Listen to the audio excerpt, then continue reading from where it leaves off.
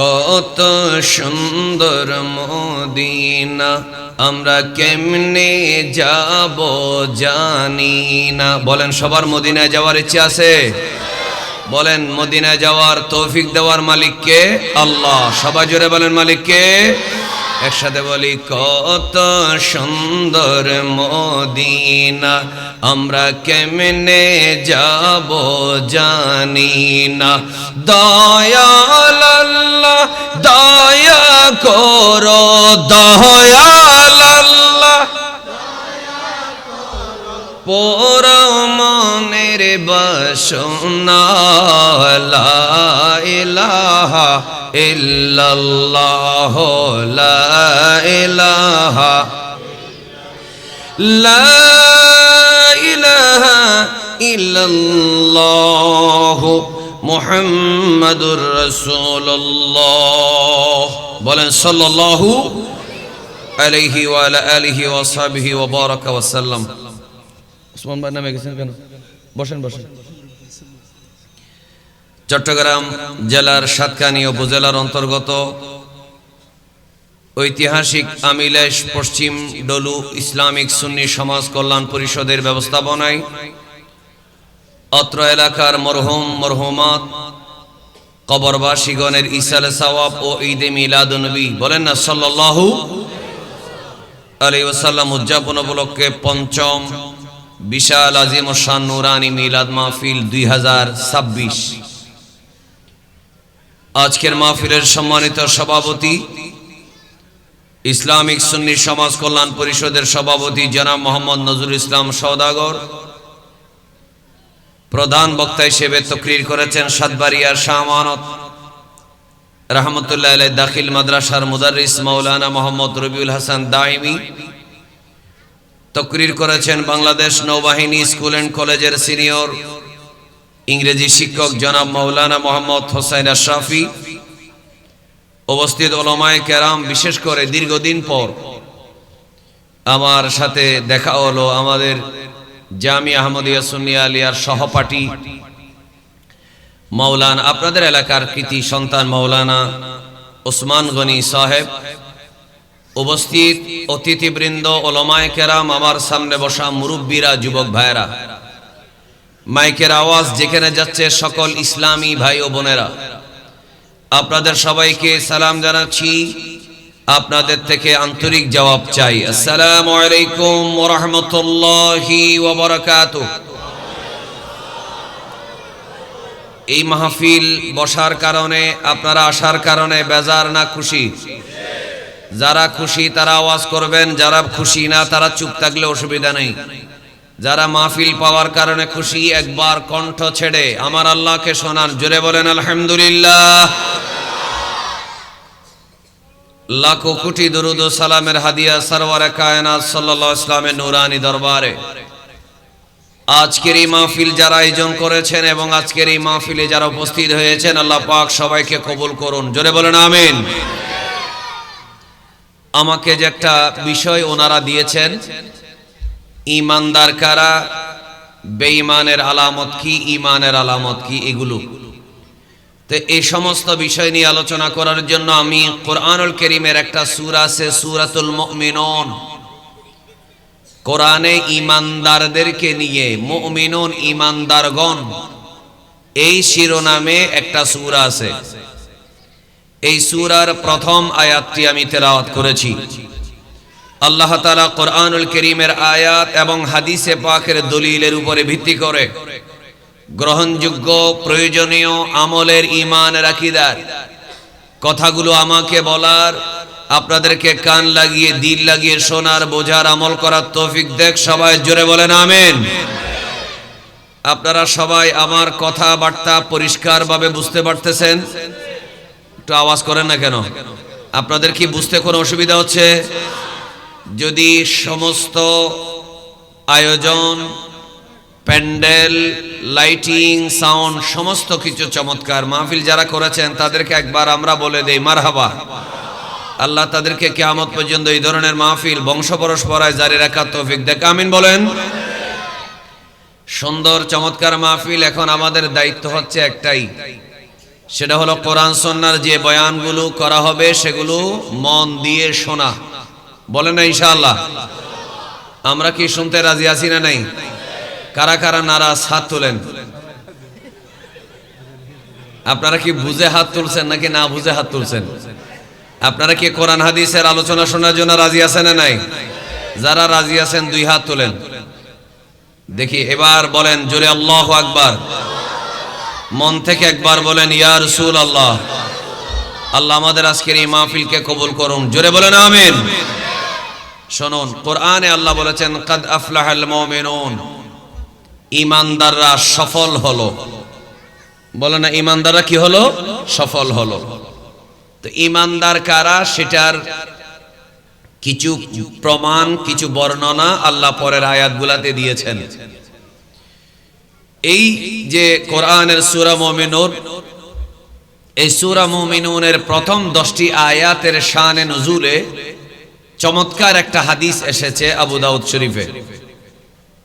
হযরত ওমর রাদিয়াল্লাহু তাআলা বর্ণনা করছেন, রাসূল করিম সাল্লাল্লাহু আলাইহি ওয়াসাল্লামের উপর একদিন ওহী নাজিল হচ্ছে। ওহী মানে তো বুঝেন কোরআনের আয়াত। বলেন না কোরআনের আয়াত নাজিল হচ্ছে। তো আমার নবীজির উপরে ওহী নাজিল হওয়ার সময় একটা সিস্টেম ছিল। আমার নবীজির রাসূল করিম সাল্লাল্লাহু আলাইহি ওয়াসাল্লাম চোখ বন্ধ করতেন, কপাল থেকে মুক্তার দানার মতো ঘামের ফোঁটা দেখা যেত। একটু মহব্বতে সুবহানাল্লাহ বলেন না। আমি কিছুক্ষণ আগে আপনাদেরকে বলছি সুবহানাল্লাহ বলার অভ্যাস আছে কিনা দেখি, একবার পরীক্ষা করা যাক। মহব্বতের আওয়াজে বলেন তো সুবহানাল্লাহ। মুক্তার দানার মতো নবী করিম সাল্লাল্লাহু আলাইহি ওয়াসাল্লামের কপালে ফোঁটা ফোঁটা ঘাম দেখা যেত। তখন সাহাবায়ে কেরাম বুঝতে পারতেন আমার নবীর উপরে কোরআনের আয়াত ওহী নাজিল হচ্ছে। এবং সুমিআ, আমার নবীজির ঠোঁট মোবারক থেকে, পবিত্র লাব মোবারক থেকে শোনা যেত কাদাবিয়িন নাহল, মৌমাছির গুনগুন গুনগুন আওয়াজের মতো এক ধরনের দুর্বোধ্য আওয়াজ নবী করিম সাল্লাল্লাহু আলাইহি ওয়াসাল্লামের জবান থেকে শোনা যেত। তখন সাহাবায়ে কেরাম বুঝতে পারতেন কোরআনের আয়াত কি হচ্ছে, নাজিল হচ্ছে। এমন একটি সময় রাসূল করিম সাল্লাল্লাহু আলাইহি ওয়াসাল্লাম পার করছেন, চোখ মোবারক বন্ধ, কপাল মোবারকে পাসিনা ঘাম মোবারক, ঠোঁট মোবারক থেকে বিন্দু মৃদু মৃদু মৌমাছির মতো আওয়াজ বের হচ্ছে। এমন সময় সাহাবায়ে কেরাম অপেক্ষা করছেন নিশ্চয় কোরআনের কোন আয়াত নাজিল হচ্ছে। কিছুক্ষণ পর সেই অবস্থাটা চলে গেল।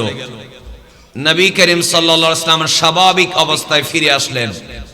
আসার পর আল্লাহর নবী সাল্লাল্লাহু আলাইহি ওয়াসাল্লাম তিনি কিবলামুখী হলেন। এখানে পশ্চিম কোন দিকে?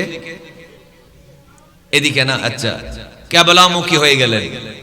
কিবলামুখী হয়ে নবী করিম সাল্লাল্লাহু আলাইহি ওয়াসাল্লাম দীর্ঘক্ষণ ধরে দোয়া করলেন নিজের জন্য, উম্মতের জন্য। আমরা যারা ১৫০০ বছর পরে মাহফিলে বসেছি, কিয়ামত পর্যন্ত সব নবীর উম্মতের জন্য আমার নবী প্রাণ ভরে দোয়া করেছেন। দোয়া করার পরে সাহাবায়ে কেরাম বুঝে গেলেন আজকে কোন স্পেশাল আয়াত, এমন কোন আয়াত আল্লাহ নাজিল করেছেন যেটি আমাদের জন্য বেশি জরুরি, প্রয়োজনীয়। তখন সাহাবায়ে কেরাম বললেন, ইয়া রাসূলুল্লাহ, যখনই আপনার উপরে ওহী নাজিল হয় আমরা বুঝতে পারি আলামত দেখে আজকে কি হয়েছে। এইভাবে অনেকক্ষণ ধরে দোয়া করলেন। আমার ভাইরা মনোযোগ, সাহাবায়ে কেরাম যখন এই প্রশ্ন করলেন, এমন সময় রাসূল করিম সরওয়ারে কায়নাত ফখরে মওজুদাত সরকারে দু আলম নূরে মুজাসসাম মুহাম্মাদুর রাসূলুল্লাহ সাল্লাল্লাহু আলাইহি ওয়াসাল্লাম বললেন, এ আমার সাহাবীরা শোনো, উনজিলাত আলাইয়া আশরু আয়াতিন, আমার উপরে কোরআনুল কারীমের এমন 10টি আয়াত নাজিল হয়েছে। মান কারাহা, কেউ যদি এই 10টা আয়াত যদি পড়ে, ওয়া হাফিজাহা, যদি মুখস্থ করে, ওয়া আমিলা বিহা, এই 10টি আয়াত যদি পড়ে, পড়ার পরে যদি মুখস্থ করে, মুখস্থ করার পরে যদি এই 10টি আয়াতের উপরে কেউ যদি আমল করে, দাখালাল জান্নাহ, আমি নবী তার জন্য নিশ্চয়তা দিলাম ওই মানুষটা অবশ্যই বেহেশতের মধ্যে প্রবেশ করবে। একবার মহব্বতের আওয়াজে বলি সুবহানাল্লাহ। আরো জোরে বলুন। সাহাবায়ে কেরাম বললেন, ইয়া রাসূলুল্লাহ, ইয়া হাবিবাল্লাহ, কোন 10টি আয়াত নাযিল হলো? কোন আয়াতগুলো পড়ার কারণে, আমল করার কারণে, মুখস্থ করার কারণে আপনি জান্নাতের নিশ্চয়তা দিলেন? আমার নবী সরওয়ারে কায়নাত সাল্লাল্লাহু আলাইহি ওয়াসাল্লাম বললেন, আল্লাহ রাব্বুল আলামিন যে আয়াতগুলো আমার উপরে নাযিল করেছে, এই আয়াতগুলো আমি তোমাদের সামনে উপস্থাপন করছি। আল্লাহর নবী সাল্লাল্লাহু আলাইহি সাল্লাম তিনি সাহাবায়ে কেরামের সামনে উপস্থাপন করলেন, আর সাহাবায়ে কেরাম সেগুলা কেউ মুখস্থ করলেন, কেউ সামরার মধ্যে লিখে নিলেন, কেউ কাগজের মধ্যে, তখন তো কাগজ ছিল না, গাছের পাতার মধ্যে, বাকলের মধ্যে লিখে নিলেন, কেউ পাথর খোদাই করে লিখে নিলেন। ওই আয়াতগুলা তারা মুখস্থ করলেন, আমল করলেন। রাসূল করিম সাল্লাল্লাহু আলাইহি ওয়াসাল্লাম সূরাতুল মুমিনুনের 10টা আয়াত তেলাওয়াত করলেন। আমার আল্লাহ তাআলা বলে, কাদ আফলাহাল মুমিনুন, ঈমানদার যারা তারা হলো সফল কাম, দুনিয়ার মধ্যেও সফল কাম, এরা কবরে হাসরে আখিরাতের মধ্যেও সফল কাম। একটু মহব্বতের আওয়াজে বলি সুবহানাল্লাহ। বলেন দেখি, কবরে হাসরে আওয়াজটা জোরে হলে আমার কথা বলার সময় আমি একটা উৎসাহ পাবো। বলেন, কবরে হাসরে পুলসিরাতে কামিয়াব হওয়ার জন্য, পাশ করার জন্য, নাজাতের জন্য ঈমানের দরকার আছে না নাই? এবার বলেন, ঈমান ছাড়া কবরের আযাব থেকে মুক্ত হওয়ার কোনো সুযোগ আছে? এবার বলেন, ঈমান ছাড়া হাসরের মাঠে আল্লাহর পক্ষ থেকে নেয়ামত পাওয়ার, নাজাত পাওয়ার, জোরে বলেন, কোনো সুযোগ আছে? এবার লাস্ট প্রশ্নটার জবাব একটু জোরে দেবেন। ঈমান ছাড়া কেউ কখনো জান্নাতে, বেহেশতে প্রবেশ করার কোনো সুযোগ আছে? এজন্য আল্লাহ তাআলা বলেন, কাদ আফলাহাল মুমিনুন, ঈমানদার হলো সফল, ঈমানদার হলো কামিয়াব, ঈমানদার হলো সাকসেসফুল। একটু জোরে বলি আল্লাহু আকবার। বলেন, আমরা সফলতা চাই কিনা? এখানে কেউ কি আছে ফেল করতে চায়? এটা ক্লাস 2 হোক, 5 হোক, বিসিএস পরীক্ষা হোক, ইউনিভার্সিটির এডমিশন টেস্ট হোক, এটা যে কোনো জীবনের পরীক্ষা হোক, কেউ কি ফেল করতে চায়? আমরা দুনিয়াতেও সফলতা চাই, আমরা কবরেও সফলতা চাই, আমরা হাসরের মাঠেও সফলতা চাই। একটু সবাই দেখি এই আমিলায় সাতকানিয়ার পশ্চিম ডলু এলাকার মানুষের আল্লাহর প্রতি বিশ্বাস কেমন আছে, এই আওয়াজটা দিয়ে দেন। বলেন, আমাদেরকে দুনিয়া আখিরাতে সফলতা দেওয়ার একমাত্র মালিক কে? আমি জানি আপনারা চাইলে আরো আওয়াজ বড় করতে পারবেন। বলেন, আমাদেরকে সফলতা দেওয়ার একমাত্র মালিক কে? আল্লাহ। মাশাআল্লাহ, কি চমৎকার আওয়াজ, কি একাগ্রতা, মনোযোগিতা। আল্লাহ আপনাদের এই মনোযোগকে কবুল করুক, আমিন বলেন। আল্লাহ তাআলা বললেন, কাদ আফলাহাল মুমিনুন, ঈমানদার সফল কাম। এরপরে আল্লাহ রাব্বুল আলামিন বলেন, কোন ঈমানদার সফল কাম? দ্বিতীয় নম্বর আয়াতের মধ্যে বলা হলো, আল্লাযীনা হুম ফি সালাতিহিম খাশিউন, যারা বিনয়ের সাথে অন্তরের মধ্যে আল্লাহর ভয়। আল্লাহ রাব্বুল আলামিন আমার ইবাদত দেখতে পাচ্ছেন, আমি কেমন ভাবে দাঁড়িয়ে আছি, আমি কেন দাঁড়িয়ে আছি, কেন আসলাম, কেন ওযু করলাম, আমি কি নিজেকে নামাজি বলার জন্য আসলাম, আমি কি সার্টিফিকেট নেওয়ার জন্য আসলাম, আমি কি ভোটের জন্য আসলাম, আমি কি জনপ্রিয়তার জন্য আসলাম, আমি কি মানুষকে দেখানোর জন্য মসজিদে এলাম, আর নাকি আমি আল্লাহকে খুশি করার জন্য এলাম? এই চিন্তা করে আল্লাহর জন্য, কবরে নাজাতের জন্য, হাসরের ময়দানে নাজাতের জন্য, জাহান্নাম থেকে মুক্তির জন্য, আর জান্নাত পাওয়ার জন্য, একমাত্র আল্লাহর জন্য যারা নামাজে আসে, যারা নামাজের মধ্যে দাঁড়ায়, দুনিয়ার কোনো কাউকে খুশি করার জন্য না, আমার আল্লাহ বলে ওই ঈমানদাররা হলো সফল কাম, কামিয়াব। একটু মহব্বতের আওয়াজে বলি সুবহানাল্লাহ। এবার আরেকবার বলেন, আমরা সফলতা চাই কি চাই না? যদি সফলতা পেতে হয়, দ্বিতীয় নম্বরে নামাজ লাগবে। ঈমানের পরে নামাজ, বলেন না, ঈমানের পরে কি? নামাজ। আর এই নামাজ এসেছে রজব মাসে। কয় তারিখ দেখি আপনাদের কাছে জিজ্ঞেস করি, কয় তারিখ? এদিক থেকে বললে তো হবে না, এদিকে কিছু কথা বলার সুযোগ দিতে হবে। এই মাস এসে এই নামাজ এসেছে রজব মাসে। কয় তারিখ? 27 তারিখ। তখন আমার নবী কোথায়? মক্কায় ছিলেন। যখন নামাজটা রিসিভ করছেন তখন কোথায়? আল্লাহর নবী এমন জায়গায় যেখানে মকান নাই, মকিন নেই, যেখানে দিন নাই, রাত নাই, আর সম আল্লাহর আরো উপরে আমার আল্লাহর কাছ থেকে স্পেশাল ভাবে আমার আল্লাহ মেরাজের রাতে আমার নবীকে 5 ওয়াক্ত নামাজ প্রথমে 50, এরপরে সুপারিশ করে করে করে 9 বারে 45 বার আছে 5। আমার আল্লাহ বলে, হাবিব, এই মেরাজের রাতে আপনাকে দাওয়াত দিলাম, দিদারও দিলাম, সাক্ষাৎও হলো, আপনার উম্মতের জন্য 50 ওয়াক্ত নামাজ দিলাম, আপনি সুপারিশ করে করে 45 বাদ দিলেন, আছে 5, কিন্তু ডিউটি কমাইছি, বেতন কমানো যাবে না, এরা নামাজ পড়বে 5 ওয়াক্ত। আমি আল্লাহ মেহেরবানি করে মান জাআ বিল হাসানাতি ফালাহু আশরু আমসালিহা, একের বদলে 10। এটা কোন নবীর উম্মতের জন্য ছিল না, শুধু আপনার উম্মতের জন্য। নামাজ পড়বে 5, আমি আল্লাহ মেহেরবানি করে আপনার উম্মতকে 50 ওয়াক্ত নামাজের সওয়াব দিয়ে দেব। বলেন, এই জন্য আমরা বেজার না খুশি? সবাই একবার মহব্বতে বলেন তো দেখি আলহামদুলিল্লাহ। তো আজকে যারা এখন এশার নামাজ না পড়ে মাহফিলে বসছেন, আমরা নামাজ না পড়ে ঘুমাই যাব। কি বলেন? কি নামাজ না পড়ে ঘুমাবো নাকি পড়ে ঘুমাবো? বলেন না ইনশাআল্লাহ। সবাই আশ্চর্য হয়ে গেছে। নামাজ না পড়ে যারা মাহফিলে বসছে, নামাজ না পড়ে ঘুমাই যাব, সবাই চুপচাপ। সবাইকে বলতে হবে না, যারা নামাজ পড়ি নাই নামাজ পড়ে ঘুমাবো। বলেন না ইনশাআল্লাহ। ইনশাআল্লাহর আওয়াজে আমার মনে হচ্ছে আপনারা বেজার আমার কথাবার্তায়। একটু মহব্বতের আওয়াজে জোরে বলেন তো দেখি ইনশাআল্লাহ। আরো জোরে।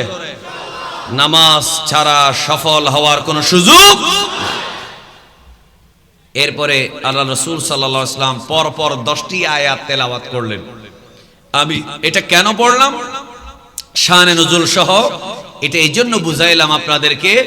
ঈমানদার কারা? যারা আল্লাহর জন্য বিনয়ের সাথে দাঁড়ায়। দিনে কয়বার? কমপক্ষে 5 বার। জোরে বলেন, কয়বার? 5 বার। এরপর আল্লাহ তাআলা বলেন, ওয়াল্লাযীনা হুম আনিল লাগবি মুরিদুন, যারা অনর্থক কাজ থেকে বিরত থাকে, অনর্থক কথা, অনর্থক কাজ থেকে। এরপরের আয়াত, ওয়াল্লাযীনা হুম লিযাকাতি ফাইলুন, যারা যাকাতটা বছর শেষে 40 ভাগের 1 ভাগ নিসাব পরিমাণ সম্পদ হলে কর্জের বাইরে সে 40 ভাগের 1 ভাগ যাকাত দেয়। ওয়াল্লাযীনা হুম লিফুরুজিহিম হাফিজুন, এরপরে ওই ব্যক্তি সফল ঈমানদার জান্নাতে যাবে যেই ব্যক্তি নিজের লজ্জাস্থানকে হেফাজত করে। একটু জোরে বলেন সুবহানাল্লাহ। কারণ লজ্জাস্থান যদি কেউ হেফাজত করে, আমার সাথে আপনারা যারা বসেছেন এখানে, আমার খুব ভালো লাগতেছে। আপনারা এখানে বলেছেন ইসলামী সুন্নি সমাজ কল্যাণ পরিষদ বলেছেন, আপনারা নুরানি মিলাদ মাহফিল বলেছেন। আমি দলাদলি করার জন্য আসিনি, কোরআন হাদিসের কথা বলার জন্য এসেছি। দেখি একবার মহব্বতের আওয়াজে বলুন, আমাদের যিনি নবী, যিনি শ্রেষ্ঠ নবী, যিনি আখিরি নবী, আওয়াজটা জোরে দেবেন। তিনি চাইলে হাসরের মাঠে উম্মতের জন্য সুপারিশ করার ক্ষমতা আছে। আমার সামনে বিরাট বিরাট বাক্স, আমি কথা বলবো আস্তে, আপনাদেরকে বলতে হবে জোরে। আপনাদের সামনে স্পিকার নাই, এই জন্য মহব্বতের আওয়াজে বলেন, আমার নবী হাসরের মাঠে সুপারিশ করার ক্ষমতা আছে। এই ক্ষমতা আমার নবীকে, জোরে বলেন, দিয়েছেন কে? এই জন্য আমরা দেখি সূরা মুমিনুনে বলা হচ্ছে যারা লজ্জাস্থানকে হেফাজত করে তারা সফল। আর আমার নবী কি বলছেন? রাসূল করিম সাল্লাল্লাহু আলাইহি ওয়াসাল্লাম বলেন, আমার বাইরে একেবারে মনোযোগ, আল্লাহর নবী বলেন, মাইয়াদমানু লি মা বাইনা লাহইহি ওয়া মা বাইনা রিজলাইহি আদমানু লাহুল জান্নাহ। কেউ যদি আমি নবীর খাতিরে আমার জন্য কোন উম্মত যদি বলে আমি তো সাধারণ কোন মানুষ না, আমি তো আখিরি নবীর উম্মত, আমি যেমন তেমন কেউ না, আমি আখিরি নবীর কলেমা পড়েছি, আমি আখিরি নবীর উম্মত। হাসরের ময়দানে আমার নবীর সামনে কেমনে মুখ দেখাবো? আল্লাহর নবী জিজ্ঞেস করলে কিভাবে জবাব দেব? আমার নবী বলে মাইয়াদুমানুলি, যেই ব্যক্তি আমার জন্য হেফাজত করে, আমি নবীর জন্য হেফাজত করে, আমি তো আখির নবীর উম্মত, আমি তো শ্রেষ্ঠ নবীর উম্মত, আমি তো কাউসারের মালিক নবীর উম্মত, আমি তো জান্নাতের মালিক রাসূলুল্লাহ সাল্লাল্লাহু আলাইহি ওয়াসাল্লামের উম্মত, আমি তো মেরাজের দুলহার উম্মত, আমি তো রাহমাতুল লিল আলামিনের উম্মত, আমি তো শফিউল মুজনিবিনের উম্মত, আমি তো ইমামুল আম্বিয়ার উম্মত। যিনি হাসরের মাটি আমার উম্মতি উম্মতি বলে কাঁদবে, সেই জন্য নবীর খাতিরে আমার নবী বলে, আমি নবীর খাতিরে নিজের দুই চোয়ালের মাঝখানের জিহ্বা যেই ব্যক্তি হেফাজত করবে, আর দুই রানের মাঝখানে লজ্জাস্থানকে যে হেফাজত করবে, আমার নবী বলে আদমানু লাহুল জান্নাহ, আমি নিজে তার জন্য জান্নাতের জামিনদার হয়ে যাব।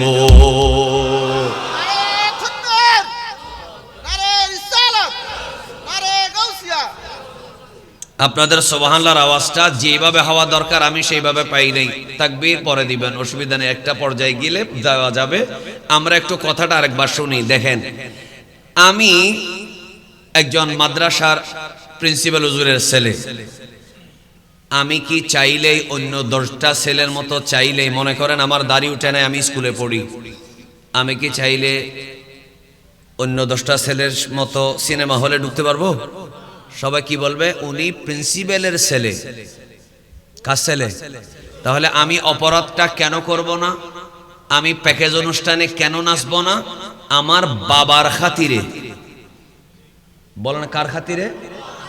আপনারা যেইভাবে নাচ গান করতে পারবেন করবেন তা না, অনেকে করতে পারেন। আপনাদের মসজিদের ইমাম যিনি প্রতি সপ্তাহে আপনাদেরকে নাচ গানের বিরুদ্ধে ওয়াজ করে, তার ছেলে কি সেইভাবে নাচ গানে যেতে পারবে? ইমাম সাহেবের ছেলে।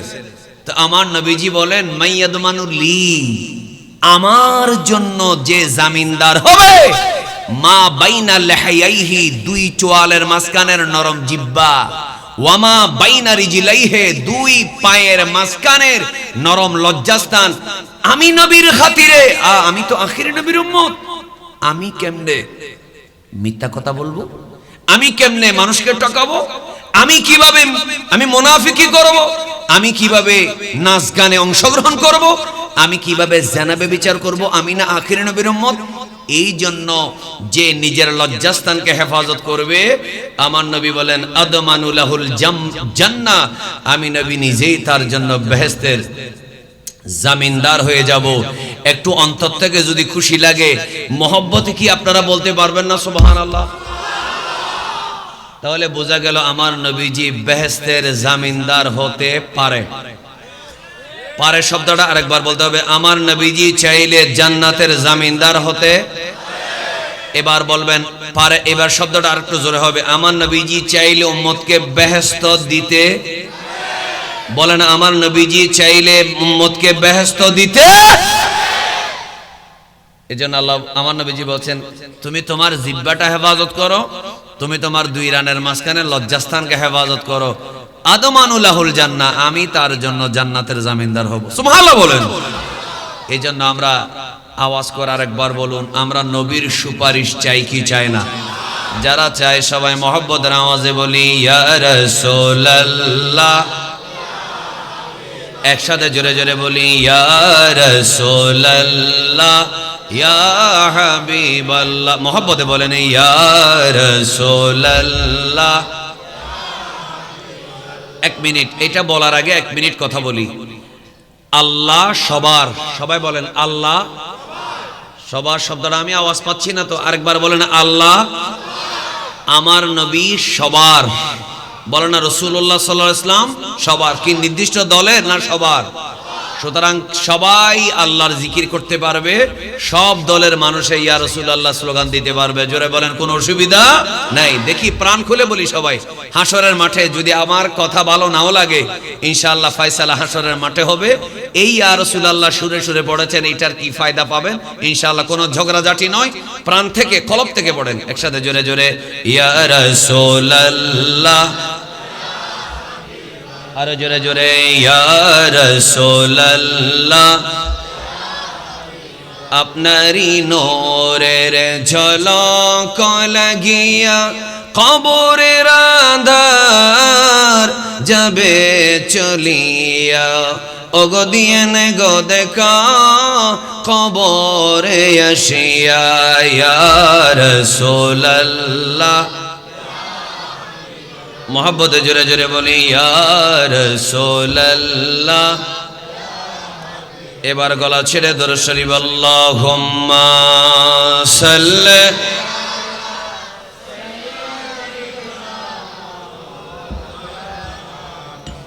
ওয়া আলা আলি সাইয়্যিদিনা। এতটুকু আমরা সূরা মুমিনুন থেকে পড়লাম। এরপরে আছে যারা নিজের স্ত্রী ছাড়া অন্য নারী থেকে নিজের লজ্জাস্থানকে হেফাজত করবে, আর নারীরা স্বামী ছাড়া অন্য পুরুষ থেকে নিজের লজ্জাস্থানকে হেফাজত করবে। আল্লাহ সূরা মুমিনুনে বলেন তারা সফল। এরপরে আবারও নামাজের কথা আছে এই সূরার 10টা আয়াতে। একবার মহব্বতে বলুন কোরআনের আয়াতের প্রতি আমাদের বিশ্বাস আছে না নাই? তাহলে এখানে আমরা একটা দর্শ পেলাম, ঈমানদার কারা, ঈমানদার হলে ফায়দা কি। এবার আসুন কোরআনের আরেকটা সূরা, সূরাতুল আনফাল। সূরা আনফালের কয়েকটা আয়াত আমরা দেখি। আচ্ছা বলেন তো দেখি, এই আমিলাইশের মানুষ আপনারা কোরআন হাদিসের বয়ান শোনার সময়, ওয়াজ শোনার সময় আপনাদের কি পেরেশান লাগে না? কি বিরক্তি বিরক্তি লাগে নাকি শান্তি শান্তি লাগে? এই শান্তি লাগা এটা ঈমানদারের পরিচয়। এই শান্তি লাগাটা কিসের পরিচয়? তার মানে আপনাদের ভিতরে ঈমান আছে। একটু মহব্বত আলহামদুলিল্লাহ বলেন। আল্লাহ তাআলা বলছেন সূরা আনফালে, কি বলছেন মনোযোগ দিয়ে শুনুন। আল্লাহ রাব্বুল আলামিন বলেন ইন্নামাল মুমিনুনা আল্লাযীনা ইযা যুকিরাল্লাহু ওয়াজিলাত قلوبهم وإذا تليت عليهم آياته زادتهم إيمانا وعلى ربهم يتوكلون। সবাই একবার মহব্বতে বলেন তো দেখি আল্লাহু আকবার। এটা একটা অভ্যাস করে ফেলেন, যে কোনো বক্তা যখন কোরআনের আয়াত তেলাওয়াত করবে, আয়াতের তেলাওয়াত শেষ হয়ে গেলে আল্লাহু আকবার বলার অভ্যাসটা করবেন। এটা সাহাবায়ে কেরাম করতেন, এটা করাটা সাহাবায়ে কেরামের সুন্নাহ। একবার মহব্বতে বলেন তো দেখি আল্লাহু আকবার। আল্লাহ রাব্বুল আলামিন বলেন ঈমানদার হলো তারা। আমরা কিছু আয়াত পেলাম সূরা মুমিনুনে। এবার ঈমানদারের পরিচয় আল্লাহ রাব্বুল আলামিন সূরা আনফালের মধ্যে দিচ্ছেন। আল্লাহ বলে ঈমানদার হলো তারা যখন তাদের সামনে আল্লাহর জিকির করা হয়, তাদের মনের মধ্যে ভয় এসে যায়, আল্লাহর ভয় এসে যায় এবং তাদের মনটা নরম হয়ে যায়। ওয়া ইযা তুলিয়াত আলাইহিম আয়াতুহু, যখন আল্লাহর কোরআনের আয়াতের তেলাওয়াত হয় তখন তাদের ঈমানের শক্তি বেড়ে যায়। আমার ভাইরা সবাই মহব্বতে বলুন, মাহফিলের মধ্যে ঈদে মিলাদ নবী মাহফিলে অথবা ওয়াজ মাহফিলে অথবা সুন্নি সম্মেলনে অথবা ইসলামী সম্মেলনে অথবা কোরআনের তাফসীরের মাহফিলে আওয়াজ করে বলেন কোরআনের আয়াত শোনার পরে আপনার খারাপ লাগে না ভালো লাগে? জোরে বলেন, খারাপ লাগে নাকি ভালো লাগে? আল্লাহ তাআলা বলে যাদাতুম ঈমানা, ঈমানের শক্তি বেড়ে যায়, ঈমানের শক্তি বেড়ে যায়। এরপর আমার আল্লাহ বলে ওয়া আলা রাব্বিহিম ইয়াতাওয়াক্কালুন, এবং এরা সব সময় আল্লাহর উপরে ভরসা করে।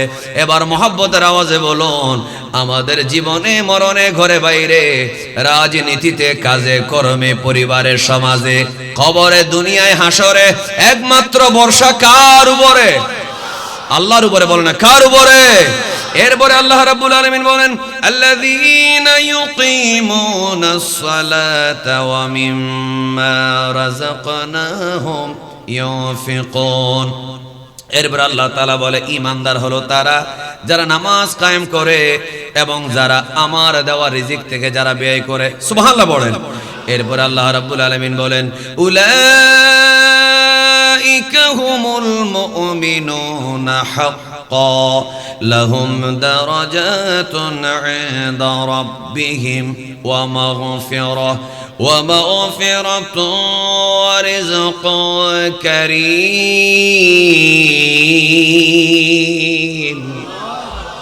দেখি আরেকবার জোরে বলেন তো আল্লাহু আকবার। আল্লাহ সূরা আনফালের এই আয়াতে বলছেন, আল্লাহর জিকির করলে যার অন্তরে ভয় আসে এবং যে কোরআনের আয়াতের তেলাওয়াত শুনলে যার ঈমানের শক্তি বাড়ে এবং যে আল্লাহর উপরে ভরসা করে, ব্যবসা ভরসা আল্লাহর উপরে, শিক্ষকতা ভরসা আল্লাহর উপরে, লেখাপড়া ভরসা আল্লাহর উপরে, রাজনীতি ভরসা আল্লাহর উপরে, জাতীয় আন্তর্জাতিক সামাজিক বিষয় ভরসা আল্লাহর উপরে, রিজিকের মালিক আল্লাহ, ক্ষমতার মালিক আল্লাহ, হায়াতের মালিক আল্লাহ, মওতের মালিক আল্লাহ। সবাই একবার মহব্বতের আওয়াজে বলেন, আমাদের তাকদীরের মালিক কে? ওয়া আলা রাব্বিহিম ইয়াতাওয়াক্কালুন, আল্লাহর উপরে ভরসা করে। এরপর আল্লাহ বলে, যারা নামাজ কায়েম করে এবং যারা যাকাত দেয় এরা সত্যিকার, এরা কি? উলাইকা হুমুল মুমিনুনা হাক্কা, এরাই বাস্তব ঈমানদার। সুবহানাল্লাহ বলেন। আমাদের দেশে এমন কিছু মানুষ আছে নামাজ পড়ার সময় আলসি নেই, কথা বলেন না, নামাজ পড়ার সময় কি নেই? আলসি নেই, কিন্তু যাকাত দেওয়ার সময় হিসাব করে যাকাত দেয় না, কারণ টাকা খরচ হয়। একটু ঠিকটা জোরে বলেন। সাতকানিয়া লোহাগাড়ার এদিকে ঠিক বলার সিস্টেম বেশি। আমার মাহফিলে আপনারা কেন বলতেছেন না? বলেন, আমি মাইন্ড করবো না, বলে একটু জোরে বলেন ঠিক না। নামাজের সমস্যা নাই, টাকা বাইর করার সময় ঝামেলা আছে না? নেই। বলে যে নামাজ পড়লে তো টাকা খরচ হয় না, পড়তে পারবো, কিন্তু এদিক থেকে বাইর করা মাকরু। মাকরু মানে অপছন্দনীয় আর কি তাদের মতে। আওয়াজ করে বলেন, আল্লাহর বান্দাকে দিলে চিল্লায় বলতে হবে, আল্লাহ কি বেজার হয় নাকি খুশি হয়? আমরা আল্লাহকে খুশি করতে চাই কি চাই না? মনে রাখবেন, আল্লাহর হক নামাজ, এটা আল্লাহ তাআলা আমাদের জন্য ফরজ করেছেন, এটা নাম্বার 1-এ। যাকাত এটা আল্লাহর হক নয়, বান্দার হক। আল্লাহ কিন্তু বান্দার হক মাফ করে না। জোরে বলেন, আল্লাহ বান্দার হক মাফ করে যতক্ষণ যাকে মাহরুম করেছে তিনি যতক্ষণ মাফ করবে না ততক্ষণ আল্লাহও মাফ করবে না। এটা ঈমানদারের পরিচয় হলো নামাজ পড়া, যাকাত দেওয়া। এরপর আল্লাহ বলেন, তাদের এরাই সত্যিকার ঈমানদার। তো তাদের জন্য কি? দারাজাতুন ইনদা রাব্বিহিম, তাদের জন্য আল্লাহর কাছে অনেক প্রমোশন, অনেক দরজা, অনেক মর্তবা, অনেক মর্যাদা। সুবহানাল্লাহ পড়েন। এরপরে কি? ওয়া মাগফিরা, ক্ষমা। সবাই বলুন, আমাদের গুনাহ নাই? কি কথা বলে না কেন? আপনারা কিন্তু কথা না বললে আমি হঠাৎ করে মাহফিল শেষ করে দেব। একবার বলেন, আমাদের গুনাহ আছে না নেই? আমাদের গুনাহ কি কম নাকি বেশি? যত বেশি গুনাহ হোক আল্লাহর রহমতের চাইতে বেশি নয়। বলেন না, আল্লাহর রহমতের চাইতে বেশি। আল্লাহ বলে, যারা নামাজ পড়ে, যাকাত দেয়, তাদের জন্য আছে ক্ষমা। সুবহানাল্লাহ বলেন। এরপরে কি? ওয়ারিজকুন কারীম। আপনারা যারা সামনে, মাঝখানে, পিছনে বসেছেন, একবার জোরে বলুন, রিজিকের মালিক কে? আল্লাহ বলে, নামাজ যদি পড়ো, যাকাত যদি যাও, ঈমান যদি ঠিক রাখো, আমি আল্লাহ সম্মানজনক রিজিক তোমাকে দেব। সুবহানাল্লাহ বলেন। এখানে একটা ঈমানের পরিচয় আমি আপনাদেরকে ছোট্ট একটা ঘটনা শোনাচ্ছি, শোনার ইচ্ছা আছে?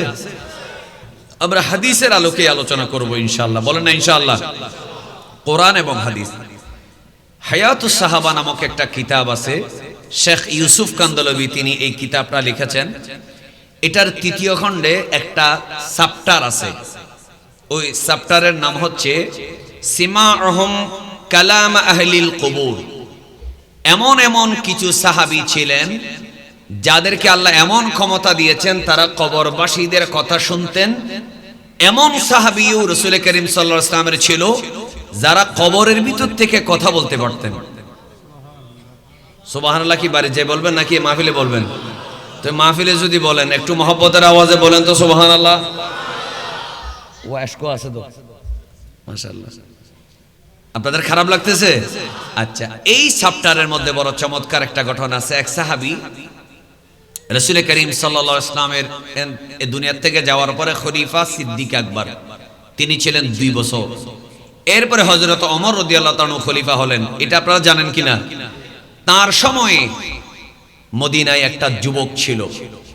এই যুবকটা খুব ইবাদত বন্দেগী করত, কোন ধরনের অশ্লীলতার সাথে তার কোনো সম্পর্ক ছিল না, মিথ্যা কথা বলতো না, মানুষকে ঠকাতো না, জিনা ব্যভিচার তো দূরের কথা, তার একটা কাজ, প্রথম নামাজ, দ্বিতীয় কাজ ছিল অবশ্যই তার একটা বাবা ছিল, সেই বাবার সেবা করা।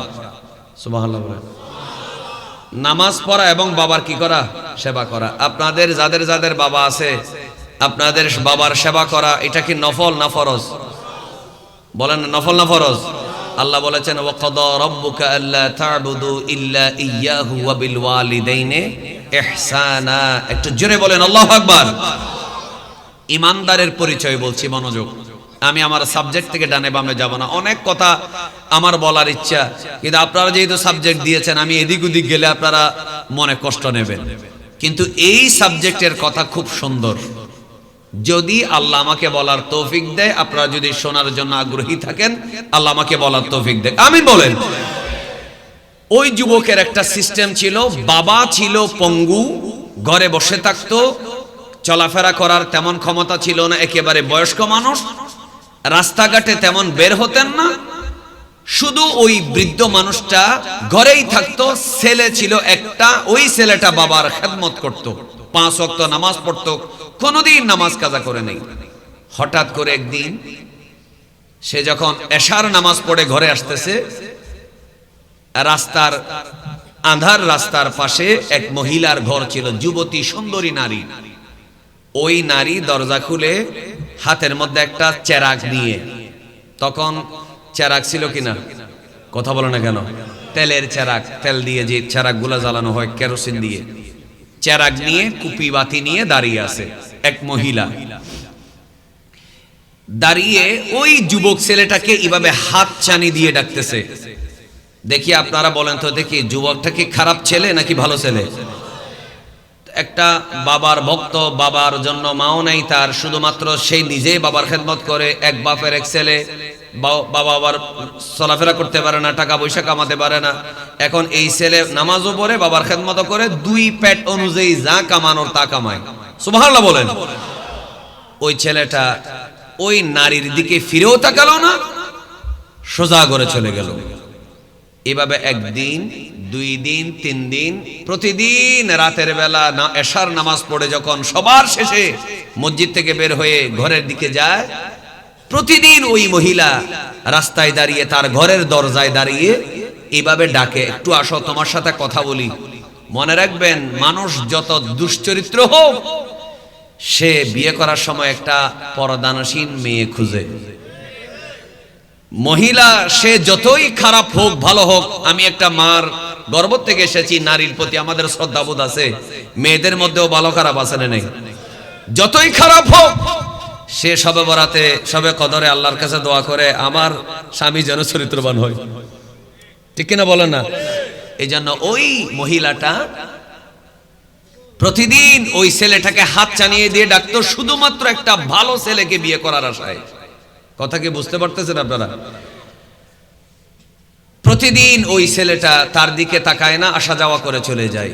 হঠাৎ একদিন যখন এইভাবে এশার পরে সে ঘরে যাচ্ছে, এইভাবে হাত চানি দিয়ে ডাকলো। আমার ভাইরা মনোযোগ, আল্লাহ রাব্বুল আলামিন এই দুনিয়ার জমিনে মানুষকে যখন পাঠায়, আমার নবীজি সাল্লাল্লাহু আলাইহি ওয়াসাল্লাম বলেন, এটা আলিমের মধ্যে মিশকাত শরীফের হাদিসের মধ্যে আমি কিছুদিন আগেই পড়াইলাম, একটা মানুষের সাথে একজন ফেরেশতা যেমন থাকে, আবার ওই মানুষটার সাথে একটা জিন শয়তানের বাচ্চাও থাকে। ওই ব্যক্তি আঘাত করার কারণে, শয়তানে আঘাত করার কারণে বাচ্চাটা কেঁদে ওঠে। এই জন্য আমার ভাইরা মনোযোগ দিয়ে শুনুন, শয়তান সব সময় মানুষের সাথে আছে না নাই? একটু জোরে জোরে বলেন, আছে না নাই? নবী করিম সাল্লাল্লাহু আলাইহি ওয়াসাল্লাম সব সময় সাহাবায়ে কেরামদেরকে বলতেন আউযু বিল্লাহি মিনাশ শাইতানির রাজিম পড়বা, শয়তান থেকে পানা চাইবা, পড়বা সূরা নাস পড়বা। একদিন মা আয়েশা সিদ্দিকা রাদিয়াল্লাহু তাআলা আনহা বলে, ইয়া রাসূলুল্লাহ, শয়তান থেকে বাঁচেন, শয়তান থেকে বাঁচো, শয়তান থেকে বাঁচো, এইভাবে সব সময় বলেন। ইয়া রাসূলুল্লাহ, আমাদেরকে সব সময় শয়তান থেকে বাঁচার জন্য বলেন। আপনার কাছে সবিনয় একটা অনুরোধ, একটা প্রশ্ন করতে চাই, আপনার কাছে কি শয়তান কোনোদিন এসেছে?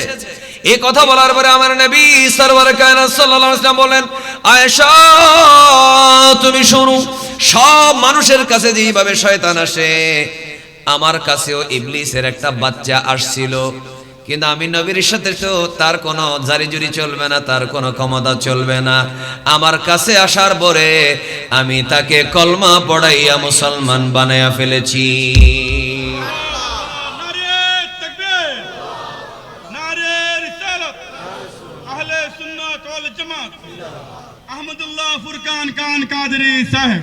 একটা অনুরোধ, এই মাইকটা বন্ধ থাকবে, আপনার গলার জোর দিয়ে তাকবীর দিবেন। মাইক থাকবে শুধু আমার সামনে, ঠিক আছে? কথা বুঝেন না? মানে এটা কিন্তু আমি কি জন্য বলছি বুঝতে পারি এটা, কারণ আপনি তাকবীর দিবেন, জোরে দিবেন, কিন্তু মাইক থাকবে কয়টা? একটা। তাহলে সাউন্ডটা ভালো থাকে। দুই দিকে সাউন্ডের লাইন থাকলে অনেক সময় ডিস্টার্ব করে। আপনাদের কি অসুবিধা হয়েছে? উনি যে তাকবীর দিলেন আপনারা কিন্তু জবাব দেন নাই, দেখি আমার সাথে দেন তো। আমি বলবো, জোরে দেবেন না আস্তে দিবেন, এটা আপনাদের ব্যাপার। নারে তাকবীর। হইল না? আরেকবার বলি, নারে তাকবীর। এবার বলি, নারে রিসালাত। সবাই বলেন মারহাবা। আল্লাহ তাআলা আপনাদের এই মহব্বতকে কবুল করুক, আমিন বলেন। কি বলছি আরেকবার বলেন, আমার নবীর কাছে শয়তান এসেছে, কোনো সন্দেহ নাই। কিন্তু আমার নবীজি বলেন, শয়তানের যে বাচ্চাটা তরতাজা প্রশিক্ষণ প্রাপ্ত, খুবই হুঁশিয়ার, আমার কাছে পাঠানোর সময় ইবলিসে তো আমাকে চিনে, এই জন্য যেমন তেমন শয়তান পাঠায় নাই, পাক্কা শয়তান পাঠাইছিল। ইবলিসে তো আমার নবী সম্পর্কে জানে, কথা বলেন, জানে কি জানে না? সেই শয়তানের বাচ্চার ফাসলামা আলাইয়া, আমার হাতে হাত দিয়ে মুসলমান হয়ে গেছে। একটু মহব্বতের আওয়াজে বলবেন না সুবহানাল্লাহ? এবার সবার কাছে একটা আকলি বিবেক থেকে একটা জবাব দিবেন। মানুষ গুনাহ করে শয়তানের ওয়াসওয়াসায়, ওয়াসওয়াসা মানে শয়তানের কুমন্ত্রণায়, ঠিক কিনা বলেন না?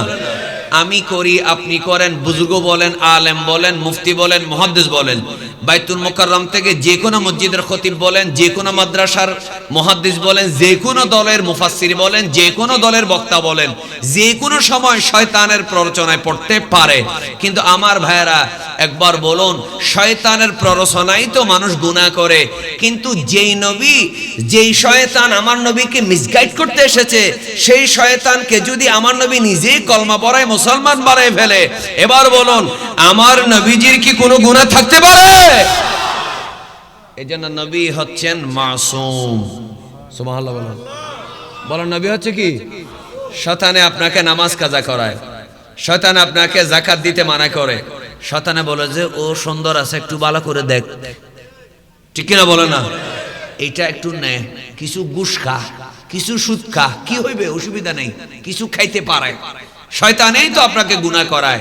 কিন্তু সেই শয়তান যেই নবীর কাছে এসে, শয়তানের ইবলিসের বাচ্চা আমার নবীর কাছে এসে যদি মুসলমান হয়ে যায়, আরেকবার বলুন দেখি আওয়াজ করে, হাসরের মাঠে এই আওয়াজ কাজে আসবে, আমার নবীজির কোনো গুনাহ থাকতে পারে? বলে না কোনো গুনাহ থাকতে পারে? কারণ নবী তো পাঠাইছে আল্লাহ গুনাহগারদেরকে নেককার বানানোর জন্য, সেজন্য সেই নবী কোনোদিন গুনাহ করতে পারে না। আল্লাহ সবাইকে বুঝার তৌফিক দেখ, আমিন বলেন। মনোযোগ রাখেন। প্রতিদিন যুবককে ওই মহিলাটা হাত চানি দিয়ে ডাকে, কেন ডাকে? যাতে তার দিকে একটু তাকায়। তো শয়তান সবার সাথে আছে না নেই? হঠাৎ করে একদিন তার ভিতরে শয়তানের একটু ওয়াসওয়াস আসলো, সে ওই মহিলা কি বলে একদিনও তাকায় নাই, একদিনও কথা বলে নাই, কিন্তু আজকে কি বলে দেখি, একটু শুনি। আমি গুনাহ করব না, টাচও করব না, জেনাও করব না, কিন্তু কেন মেয়েটা আমাকে ডাকে, এ রাতের বেলা দাঁড়িয়ে থাকে, আমি একটু তার কাছে গিয়ে তার সাথে কথা বলি, এই নিয়তে তার দিকে যাচ্ছে। বলে না, তার দিকে যাচ্ছে। এখনো দরজার ভিতরে যাই নাই, দরজায় দাঁড়াইছে মেয়েটা, দরজার ভিতরে হাতে একটা কুপি বাতি আছে, চেরাগ, চেহারাটা দেখা যায় এই আলোতে, এতটুকুই।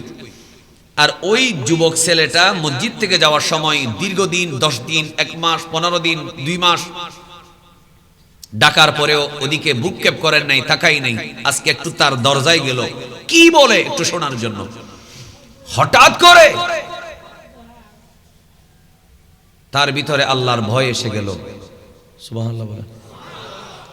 এটা হায়াতুস সাহাবার মধ্যে তৃতীয় খণ্ডে আল্লামা ইউসুফ কান্দলবি বলতেছেন, হঠাৎ করে তার মনের ভিতরে কি এসে গেল? ভয় এসে গেল। ভয় এসে গেল, শুধু তা নয়, ওই যুবকের মনের ভিতরে হঠাৎ করে কোরআনের একটা আয়াত মনে পড়ে গেল।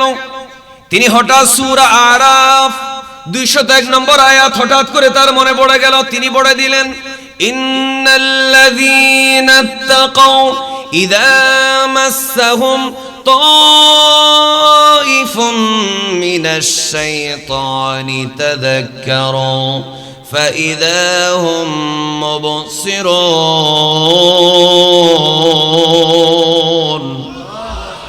কোরআনুল কারীমের সূরা আরাফের 201 নম্বর আয়াত তার মনে পড়ে গেল। ওই আয়াতের মধ্যে কি আছে একটু মনোযোগ দিয়ে শুনুন। আয়াতের মধ্যে আছে, যদি কোনো মানুষ তার অন্তরে যদি আল্লাহর ভয় থাকে, আমি আল্লাহর সামনে কি জবাব দেব, আমি আল্লাহকে কিভাবে দাঁড়াবো, আমি হাসরের মাঠে আল্লাহকে কি জবাব দেব, আমি কি করেছি, দিনে কি করেছি, রাতে কি করেছি, আমি ঘরে কি করলাম, বাইরে কি করলাম, কার সাথে আড্ডা দিলাম, কার সাথে বন্ধুত্ব করলাম, কাকে ভালোবাসলাম, কার সাথে আমার দুনিয়ার জমিনে বন্ধুত্বের সম্পর্ক ছিল, আমি আল্লাহকে কি জবাব দেব।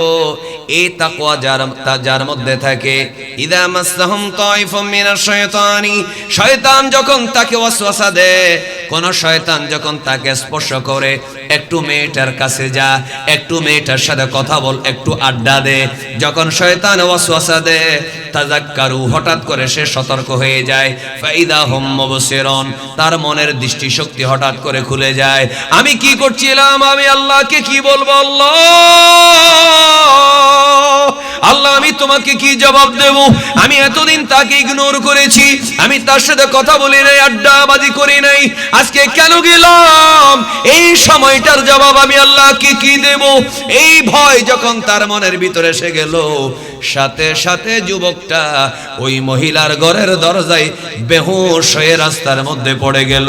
একটু জোরে জোরে বলি সুবহানাল্লাহ, আরো জোরে বলুন, সবাই বলুন। ওই যুবকের অন্তরের মধ্যে আল্লাহর ভয় আছে না নাই? এত আস্তে বললে হবে না, জোরে বলেন আছে না নাই? হঠাৎ করে সে চিন্তা করলো, আমি আল্লাহকে কি বলবো, আল্লাহকে কি জবাব দেব। তখন সে বেহুশ হয়ে গেছে। বেহুশ যখন হয়ে গেল, এখন মেয়েটা বিপদে পড়ে গেছে না, বলতেছে এটা কি হইলো, আমি এতদিন ডাকছি হাত ছানি দিয়ে, কোনোদিন সে আমার দিকে তাকায়ও নাই, আজকে যা আমার দরজা পর্যন্ত আসছে ভিতরেও ঢুকে নাই, ঢুকার আগেই বেহুশ হয়ে গেল, এখন আমি এই মরালে কই যাব। মেয়েটা বিপদে পড়ছে না? কি কথা বলে না কেন? এখন মেয়েটা আরো কয়েকজন মানুষকে ডেকে, দুই একটা মেয়েকে ডেকে তার সঙ্গী সাথী ওই ছেলেটাকে বাবার ঘরের দরজায় পাঠাই দিল। মনোযোগ, কি আপনাদের কি অসুবিধা হচ্ছে নাকি? তার বাবার ঘরের দরজায় পাঠাই দিছে। ঘরের দরজায় গিয়ে বাবার দরজার মধ্যে নক করলো। বাবা তো পঙ্গু মানুষ, একেবারে অসল, কোনো মতে চলাফেরা করতে পারে এরকম বুড়া, কোনো মতে কষ্ট করে দরজা খুললো। দরজার খুলে দেখে বাইরে কেউ নেই, শুধু তার ছেলেটা বেহুশ অবস্থায় দরজার মধ্যে পড়ে আছে।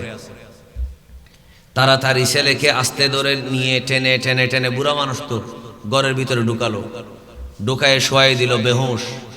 অনেকক্ষণ পরে হুঁশ আসলো, বলে না অনেকক্ষণ পরে কি আসলো, হুঁশ আসলো। হুঁশ আসার পর বলল, বাবা তুমি তো প্রতিদিন এশার নামাজ পড়ে ডানে বামে কোথাও যাও না, কোনো বন্ধু বান্ধব তোমার নাই আড্ডা দেওয়ার, তুমি আজকে এশার নামাজ পড়ে কোথায় গেছিলা, এতক্ষণ দেরি কেন হয়েছিল, কেন তুমি দেরিতে এসেছো, তাও আবার বেহুশ কেন, ঘরের দরজায় এসে কি তুমি বেহুশ হয়ে গেছো?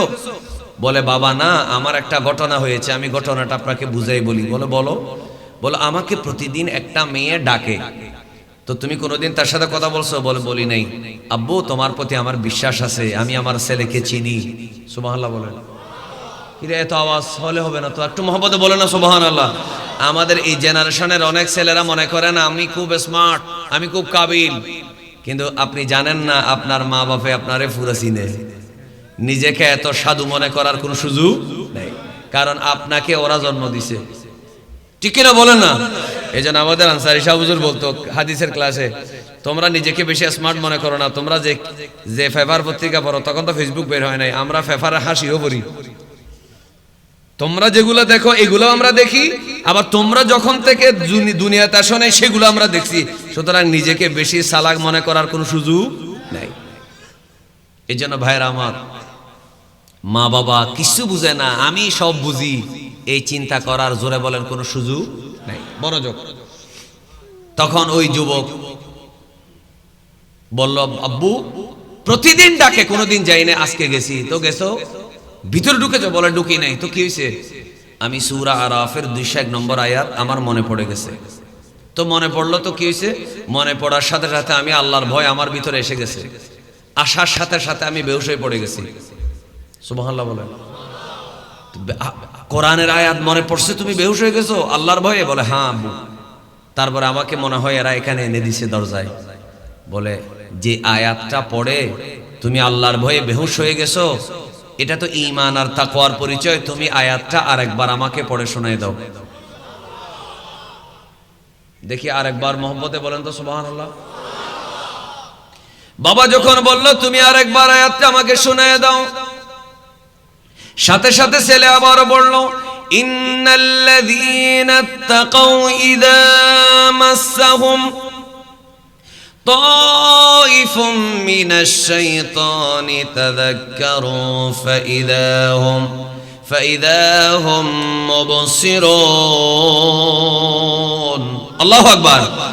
এই আয়াত যখন আবারও ছেলেটা তেলাওয়াত করলো, আয়াতের অর্থ তো সে বুঝে, সেই কারণে সে আবারও ভয়ে কাঁপতে শুরু করলো।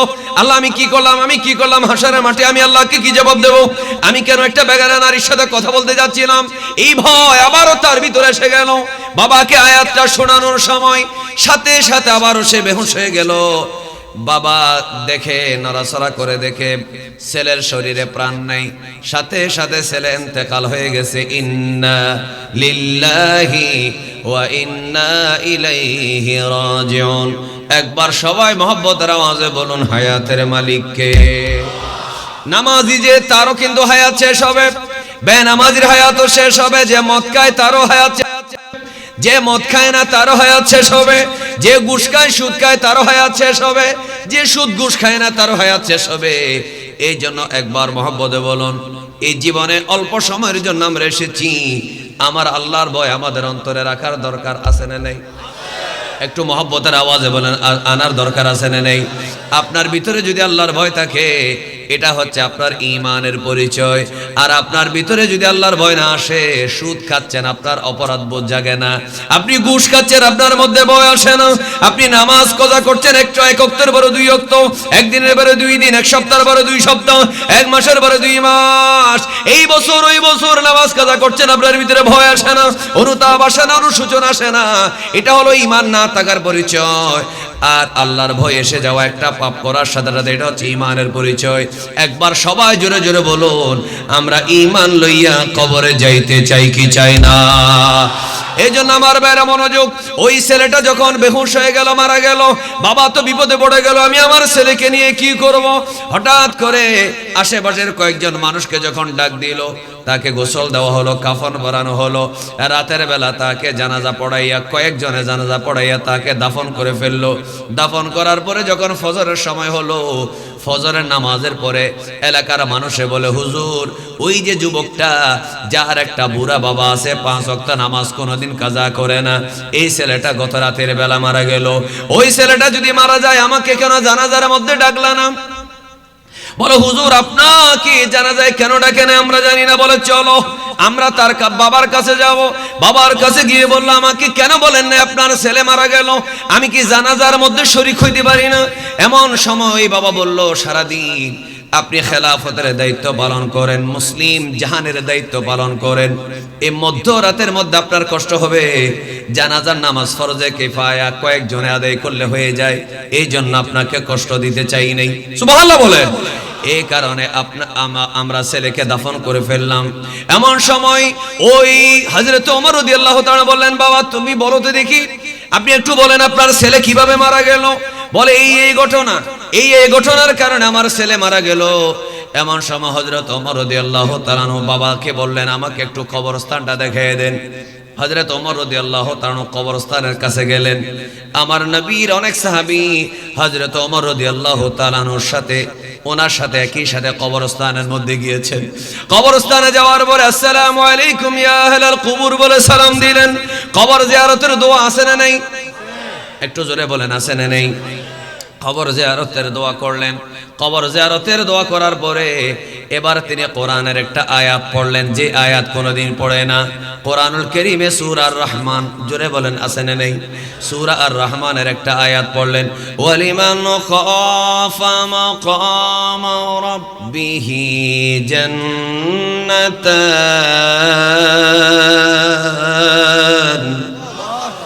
বলেন আল্লাহু আকবার। ওয়ালিমান খাফা মাকাম রাব্বিহি জান্নাতান, যে আল্লাহর সামনে কেমনে দাঁড়াবো এই ভয় যে যার মধ্যে থাকি তার জন্য বেহেশত দুইটা। সবাই বলেন না বেহেশত কয়টা? ওয়ালিমান খাফা মাকাম রাব্বিহি, আমার রবের সামনে কেমনে দাঁড়াবো এই ভয় যার অন্তরে থাকে তার জন্য বেহেশত কয়টা? সবাই জোরে বলেন কয়টা? জান্নাতানে দুইটা। এই আয়াতটা কে পড়তেছেন কবরস্থানে দাঁড়িয়ে? হযরত ওমর রাদিয়াল্লাহু তাআলা। একটু জোরে কি বলা যাবে না মারহাবা? তিনি কোরআনের আয়াতটা তেলাওয়াত করলেন। তেলাওয়াত করার পরে তিনি চোখের পানি ফেলে ফেলে বলে, ও যুবক তুমি বড় ভাগ্যবান, তুমি কোরআনের আয়াত স্মরণ করে সূরা আরাফের 201 নম্বর আয়াত স্মরণ করে করে তুমি মারা গেছো। তুমি আল্লাহর ভয়ে মারা গেলা। আল্লাহকে কি জবাব দেবা এই ভয় নিয়ে তুমি মারা গেলা। তুমি আল্লাহর ভয়ে মারা গেলা। যাদের অন্তরে আল্লাহর ভয় থাকে তার জন্য আল্লাহ বেহেশত দুইটা রেখেছে। এই কথা বলার পরে হযরত ওমর রাদিয়াল্লাহু তাআলা আনহু যখন কবরস্থানে আয়াতটা পড়লেন, আমার দিকে তাকান, হঠাৎ করে কবরের ভিতর থেকে আওয়াজ আসলো, ইন্না রাব্বি ক্বাদ আতানিহিমা। আল্লাহ আয়াতে বলেছে, আল্লাহ কোরআনে বলেছে, আল্লাহর সামনে কেমনে দাঁড়াবো এই ভয় যার থাকে তার দুইটা বেহেশত। আর আমি কবরে আসার সাথে সাথে আমার আল্লাহ দুইটা বেহেশত আমাকে দিয়ে দিয়েছে। একটু মহব্বতের আওয়াজে বলেন না সুবহানাল্লাহ। একটু মহব্বতের আওয়াজে বলুন, কবরের ভিতর থেকে মানুষে কথা বলতে পারে কি পারে না? এই আওয়াজে মানে না, একবার জোরে বলতে হবে, পারে কি পারে না? এই যে যারা পারে তাদেরকে ক্ষমতা কে দেয়? আল্লাহ। এই যে হায়াতুস সাহাবা কিতাবের নাম বললাম, এই হায়াতুস সাহাবার 3য় খণ্ডের কথা বললাম। হযরত ওমরে কোরআনের আয়াত পড়তেছে মাটির উপর থেকে, আর ভিতর থেকে মৃত ব্যক্তি বলতেছে, ক্বাদ আতানিহিমা ইন্না রাব্বি ক্বাদ আতানিহিমা। আল্লাহ কোরআনে আয়াতে যেই সুসংবাদ দিছে, ব্যস্ত দুইটা আমাকে দিয়ে দিয়েছে। এই যে তিনি কবরের ভিতর থেকে আমাকে ব্যস্ত দিয়ে দিয়েছে বলেছেন, এই যে তিনি বললেন বাইরের থেকে শোনা গেল কবরবাসী কথা বলতে পারে। একবার বলুন, কবরের মধ্যে যারা কথা বলতে পারে, কবরে যারা পৌঁছে না, গলে না, এদেরকে এই ক্ষমতা দেয় আল্লাহ। একটু মহব্বতের আওয়াজে বলেন না সুবহানাল্লাহ। এই কিতাবটা আসলে লাগে শেখ ইউসুফ কান্দলবির। এই কিতাবটা কোনো আমরা যারা আহলে সুন্নাত ওয়াল জামাত, আমরা যারা যেভাবে সুন্নি দাবি করি, আমরা আমাদের দলের লোকে লেখে নেই শেখ ইউসুফ কান্দলবি। সুতরাং আপনারা যদি নিজেদের দলের লোকদের যদি আপনারা কিতাবগুলো ভালো করে পড়তেন, তাহলে নবী মরে গেছে, পচে গেছে, শরীর মাটির সাথে মিশে গেছে এটা বলতেন না। কারণ নবীরা কবরে জিন্দা থাকে। শুধু নবী নয়, শহীদও জিন্দা। শহীদরা কি মরা নাকি জিন্দা? এটা কোরআনের আয়াত। তাহলে শহীদ জিন্দা। আর এখানে অনেক রাওয়ায়াত আছে, এমন অনেক কিছু বান্দা আছে যারা আল্লাহর প্রেমে, আল্লাহর নবীর প্রেমে মারা যায়, যারা ওলি আল্লাহ, তারাও কবরের শরীরে তাদের অক্ষত থাকে। আল্লাহ তাদেরকে স্পেশাল একটা হায়াত দান করেন। একটু মহব্বতের আওয়াজে বলবেন না সুবহানাল্লাহ। আল্লাহ আমাদেরকেও রাসূল করিম সাল্লাল্লাহু আলাইহি ওয়াসাল্লামকে ভালোবাসার, অন্তরের মধ্যে ঈমানি জজবা তাকওয়া রাখার তৌফিক দেন। আমিন বলেন আমিন। এবার আমরা আসি কয়েকটা হাদিস শরীফ বলি। কি বিরক্ত হচ্ছেন? কি শেষ করে দেব? আচ্ছা, নবীরা কবরে জিন্দা, এই বিশ্বাস আপনাদের আছে? এই আওয়াজে আছে। এটা জোরসে না বললে আমি মনে করবো আপনারা মনে হয় উল্টাটা মনে করেন। দেখে জোরে বলতে হবে, নবীরা কবরে মরা নাকি জিন্দা? যারা জিন্দা বলেন তার একবার বলেন তো জোরে, ইয়া রাসূলুল্লাহ। আচ্ছা আসে, আমি প্রমাণটা দিচ্ছি, এখানে রেকর্ড হচ্ছে, আপনারা এই রেকর্ডটা শুনবেন। যদি আমি মিথ্যা বলি আমাকে আনবেন, আমি হাদিয়া লাগবে না, আমি জবাব দিয়ে যাব। পৃথিবীর যে কোনো আলেম ওলামাকে আমার সামনে হাজির করবেন, আমি জবাব দিতে পারবো। সিহা সিত্তার হাদিস। কিসের হাদিস? সিহা সিত্তার। যে হাদিসগুলা আমরা জামিয়াতে পড়েছি, বুখারী শরীফ, মুসলিম শরীফ, তিরমিজি শরীফ, ইবনে মাজাহ, আবু দাউদ, নাসাই, এই 6টা হাদিসের কিতাব জামিয়া আহমদিয়া সুন্নিয়া আলিয়াতে পড়ানো হয়। আপনাদের এলাকায় সারা বাংলাদেশে, ভারত পাকিস্তান উপমহাদেশে যে কওমি মাদ্রাসা, সেখানে দাওরা হাদিসে পড়ানো হয়। এবং গারাঙ্গিয়া মাদ্রাসা, বাইতুস সরব মাদ্রাসা, সুন্নতি মাদ্রাসার কামিলেও এই হাদিসের কিতাবগুলো পড়ানো হয়। সে হাদিসের একটা কিতাবের নাম মুসলিম শরীফ। সে মুসলিম শরীফের মধ্যে আছে, আমার নবীজি বলেছেন, মারারতু আলা মুসা লাইলাতা উসরিয়া বি, আমি মেরাজের রাতে, এই যে রজব মাস আগামী জুমাবার 26 তারিখ, এর পরের রাত 26 তারিখ দিনগত রাত, এটা 27 তারিখ মেরাজের রাত। এই মেরাজের রাতে আমার নবী বলেন, আমি যখন ইনদাল কাতিবিল আহমার, লাল টিলার পাশ দিয়ে যাচ্ছিলাম, লাল টিলার ভিতরে মুসা আলাইহিস সালামের কবর ছিল, ওয়া হুয়া কাইমুন ইউসাল্লি ফি কবরিহি, আমি কবরের উপর থেকে নিজের চোখে দেখেছি মুসা কালিমুল্লাহ কবরের ভিতরে দাঁড়িয়ে দাঁড়িয়ে নামাজ পড়তেছেন। একটু জোরে বলবেন না সুবহানাল্লাহ? দেখি আপনারা যারা আছেন একবার জোরে বলুন, যদি আমার নবীর মেরাজের রাতে, যে মুসা আলাইহিস সালাম আমার নবী মেরাজে যাওয়ার আগে, আমার নবী দুনিয়াতে আসার 1000 বছর আগে যিনি ইন্তেকাল করেছেন, যাকে কবরে দাফন করা হয়েছে, যিনি মাজারের ভিতরে ছিলেন, যিনি কবরের ভিতরে আছেন, আমার নবী মেরাজের রাতে বলতেছেন, আমি লাল টিলার ভিতরে মুসা আলাইহিস সালামের কবর, আমি নিজে দেখেছি তিনি কবরের ভিতরে নামাজ পড়তেছেন। এবার জোরে বলুন, মুসা আলাইহিস সালাম যদি 1000 বছর পরেও পচে না যায়, গলে না যায়, নষ্ট হয়ে না যায়, এবার বলুন মুসা আলাইহিস সালামের চাইতে আমার নবীর মর্যাদা কম নাকি বেশি? যারা ইহুদিরা মুসা আলাইহিস সালামকে সম্মান করে, যদিও মুসা আলাইহিস সালামের শরীয়তের উপরে নাই, উসমান ভাই, মুসা আলাইহিস সালামের শরীয়তের উপরে আছে, কিন্তু এরা মুসাকে নবী মানে। আমরাও মুসা আলাইহিস সালামকে নবী মানি, বলেন আমরাও মুসা আলাইহিস সালামকে নবী মানি না? মুসা আলাইহিস সালাম আল্লাহর নবী, এটা আমরা বলি না, কিন্তু আমাদের নবী মানি না। আমাদের নবী হচ্ছে মুহাম্মাদুর রাসূলুল্লাহ সাল্লাল্লাহু আলাইহি ওয়াসাল্লাম। একটু মহব্বতের আওয়াজে বলেন না সুবহানাল্লাহ। এবার যারা ইহুদি না, এবার যারা মুসা আলাইহিস সালামের উম্মত না, আমার নবীর উম্মত, তাদের থেকে আওয়াজ শুনতে চাই, মুসা আলাইহিস সালাম যদি 1000 বছর পরে কবরে দাঁড়িয়ে নামাজ পড়তে পারে, বলুন আমার নবী কবরের ভিতরে মুসা আলাইহিস সালামের চাইতে মর্যাদা কম নাকি বেশি? আমার নবীজি মদিনা শরীফে মরা নাকি জিন্দা? জোরে বলেন, মরা নাকি জিন্দা?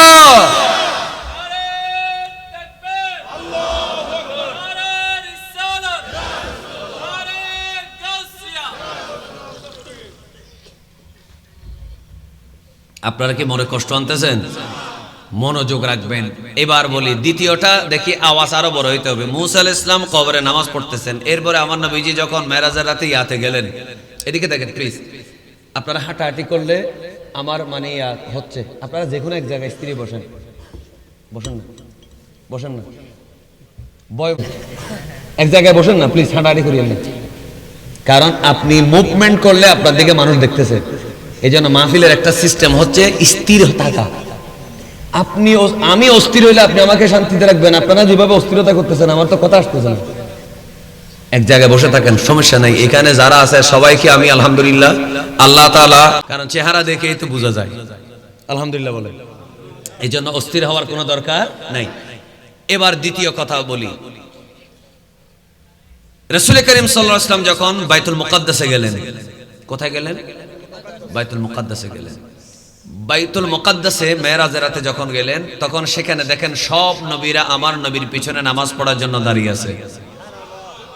সুবহানাল্লাহর আওয়াজটা আরো জোরে হোক। আচ্ছা এবার বলেন তো দেখি, সব নবীরা তো কবরের মধ্যে দাফন অবস্থায় ছিল। ঈসা আলাইহিস সালাম আসমানে ছিল, এটা আমি বুঝি, আপনারাও বুঝেন। ইনি আসমান থেকে আসলেন, বুঝলাম। তো সব নবীরা তো কবরের ভিতরে ছিল, এরা কিভাবে আসলেন? যেভাবে, এবার আওয়াজটা সুবহানাল্লাহর আওয়াজটা বড়ভাবে শুনতে চাই লাস্টে, যেইভাবে অন্যান্য নবীরা কবর থেকে বের হয়ে আমার নবীর পিছনে নামাজ পড়ার জন্য বাইতুল মুকাদ্দাসে আসতে পারে, সেইভাবে আপনি আমি মারা গেলে আমার কবরে আমার নবী হাজির হতে পারে।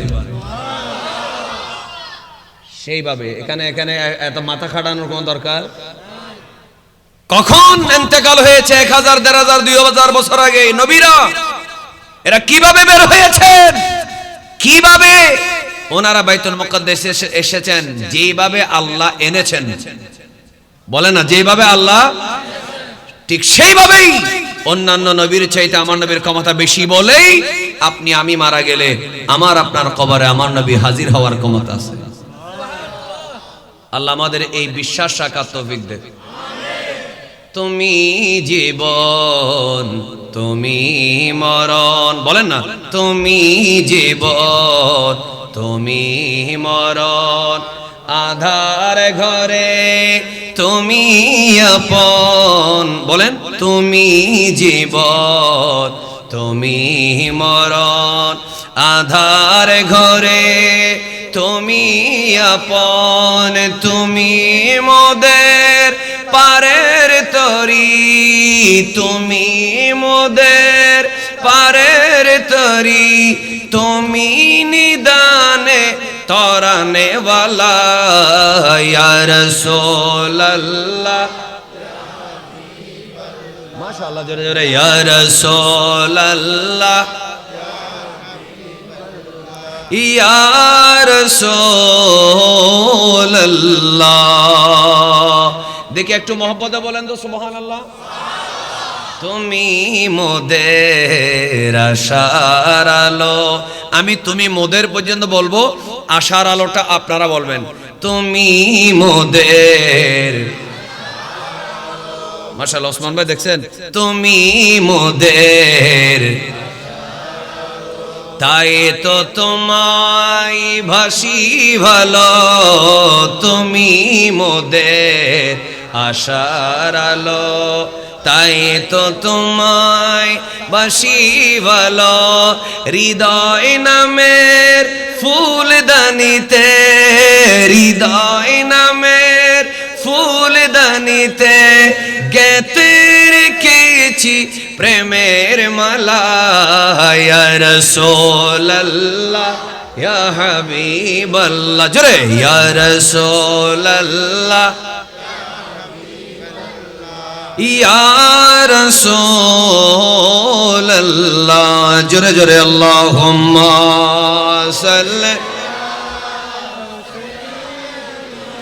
মাওলানা মুহাম্মদ ওয়া আলা আলি সাইয়্যিদিনা। আমার ভাইরা মনোযোগ, আমরা এবার কয়েকটা হাদিস শরীফ দেখি, মনোযোগ দিয়ে শুনুন। বুখারী শরীফের হাদিস, হযরত আনাস রাদিয়াল্লাহু তাআলা বলে, আমার ভাইরা আমাকে প্রশ্ন করেছেন ঈমানদার কারা। আমার নবীজি যদি ঈমানদার কারা সেটা জবাব দিয়ে দেয়, আমাদের সেটা জানার দরকার আছে না নাই? নবী করিম সাল্লাল্লাহু আলাইহি ওয়াসাল্লাম বলেন, লা ইউমিনু আহাদুকুম হাত্তা ইউহিব্বা লিআখিহি মা ইউহিব্বু লিনাফসিহি। কোন মানুষ ততক্ষণ পর্যন্ত ঈমানদার হতে পারবে না নিজের জন্য যেটা পছন্দ করে আরেকজন ভাইয়ের জন্য যদি সেটা পছন্দ না করে। আমি নিজের জন্য পছন্দ করি আমাকে যেন কেউ গালি না দেয়, আমি নিজের জন্য পছন্দ করি আমাকে কেউ যেন না ঠকায়, আমি নিজের জন্য পছন্দ করি আমার থেকে কেউ কর্জ নিয়ে যেন আমাকে ফেরত না দিয়ে কষ্ট না দেয়, আমাকে কেউ যেন না মারে। এই জন্য আমার নবী বলে কোন মানুষ ততক্ষণ ঈমানদার হতে পারবে না যতক্ষণ নিজের জন্য যেটা ভালোবাসে আরেকজন ঈমানদারের জন্য সেটা ভালোবাসবে না, ততক্ষণ পর্যন্ত সে ঈমানদার হতে পারবে না। অর্থাৎ সেই ব্যক্তি ঈমানদার নিজের জন্য যেটা পছন্দ করে আরেকজন মুসলমানের জন্য সেটা পছন্দ করবে। একবার মহব্বতের আওয়াজে বলি সুবহানাল্লাহ। এরপরে আমার নবী সরওয়ার কায়নাত সাল্লাল্লাহু আলাইহি ওয়াসাল্লাম বলেন, সহিহ বুখারী শরীফের হাদিস, আবু হুরায়রা রাদিয়াল্লাহু তাআলা বর্ণনা করেন, ক্বালা রাসূলুল্লাহ সাল্লাল্লাহু আলাইহি ওয়াসাল্লাম, লা ইউমিনু ফাওয়াল্লাযী নাফসি বিয়াদিহি। আল্লাহ নবী বলেন, ওই আল্লাহর কসম জি আল্লাহর কুদরতি হাতে, আমি নবীজির প্রাণ, সুবহানাল্লাহ বলেন, ওই আল্লাহর কসম যে আল্লাহর কুদরতি হাতে আমি নবীজির প্রাণ, ওই আল্লাহর কসম করে বলি, লা ইউমিনু আহাদুকুম হাত্তা আকুনা আহাব্বা ইলাইহি মিন ওয়ালিদিহি ওয়া ওয়ালাদিহি। কোন মানুষ ততক্ষণ পর্যন্ত ঈমানদার হতে পারবে না যতক্ষণ তার বাবা, তার সন্তান, তার পরিবার পরিজন পৃথিবীর সব মানুষের চাইতে, এমনকি আরেক হাদিসের মধ্যে আছে নিজের জানের চাইতে বেশি যদি আমি নবীকে বেশি ভালো না বাসে সে মুসলমান মুসলমান হইতে পারবে না। তাহলে বোঝা গেল নিজের জানের চাইতে রাসূলুল্লাহকে যে বেশি ভালোবাসে, আল্লাহকে যে বেশি ভালোবাসে, ওই মানুষটাই হলো ঈমানদার জান্নাতি। আরেকবার জোরে জোরে বলি সুবহানাল্লাহ। আরো জোরে বলুন। আল্লাহ আমাদের অন্তরে নবীর মহব্বত রাখার তৌফিক দেখ। নবীকে ভালোবাসবো নিজের জীবনের চাইতে কম নাকি বেশি? আরেকবার জোরে বলো না, কম নাকি বেশি? কারণ মনে রাখবেন, আমার নবীজি আমাদেরকে ভুলে না, এই জন্য আমরাও নবীকে ভুলতে পারবো, বলে না ভুলতে পারবো। হাসরের মাঠে নবী ইয়া নফসি করবে না, ইয়া উম্মতি উম্মতি করবে, কারণ আমার নবীর তো দয়া মায়ায় ভরা। এই বিশ্বাস আমাদের আছে না নাই? মায়া ব্যাগিন ডালি দি বানাই আল্লাহ, এদিনে মায়া নবীরে লাগে রে তল্লায়। সুবহানাল্লাহ। মায়া ব্যাগিন ডালি দি বানাই আল্লাহ, এদিনে মায়া নবীরে লাগে রে তল্লায়। শোক লাগিব নবী সাইবার মতো সাইবাল্লাহ, হল জাগানো মদিনা রাখিয়াই তো সাই। সুবহানাল্লাহ না বলেন। মদিনাওয়ালার দর্শক আশিক যখন যায়, বলেন মদিনাওয়ালার দর্শক হল জাগানো মদিনা রাখিয়াই তো সাই। সুবহানাল্লাহ। বলেন আমাদের অন্তরে নবীর মহব্বত আছে না নাই? এবার বলেন আমরা মদিনায় যাইতে চাই কি চাই না? লাওয়ারিস ন গুনাহগারল হাসরর মাড়ত, রহমতর সাদর যখন আনবীরাত। সুবহানাল্লাহ বলেন। আর একটু জোরে বলেন সুবহানাল্লাহ। আমি আওয়াজটা মিডিয়ায় শোনাতে চাই, সাতকানিয়ার মানুষের অন্তরে নবীর ভালোবাসা আছে, এটা আপনারা প্রমাণ করতে চান কি চান না? আব্দুল লতিফ ভাই চিশতি টিভির এদিকে ক্যামেরা ঘুরাবে, আপনারা দুই হাত তুলবেন, এভাবে দুই হাত তুলবেন। দেখি দুই হাত তুলেন তো, একটু মহব্বতের আওয়াজে বলেন তো দেখি, ইয়া রাসূলুল্লাহ। আওয়াজ এটা মিডিয়ায় যেতে হবে, জোরে ইয়া রাসূলুল্লাহ, আরো জোরে ইয়া রাসূলুল্লাহ, আরো জোরে, আরো জোরে, আরো জোরে। ইলেকশনের সময় যেমন প্রার্থীর স্লোগান আসলে, প্রার্থীর স্লোগান দিলে, মার্কার স্লোগান দিলে বেদাত বলা হয় না।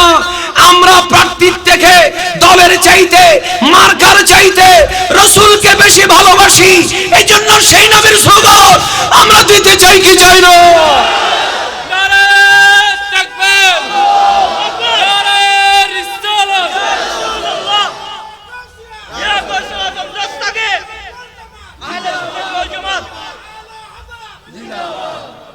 ভাইরা আমার, মার্কার স্লোগান হয়, ব্যক্তির স্লোগান হয়, দলের স্লোগান হয়, বেদাত দিই না, আমরা বলি না।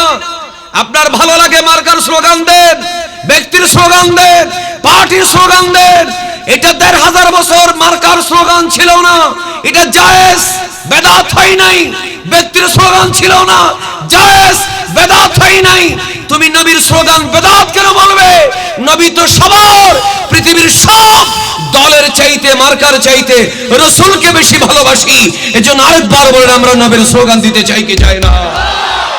একবার দুই হাত তুলে বলেন তো দেখি, আবার ইয়া রাসূলুল্লাহ।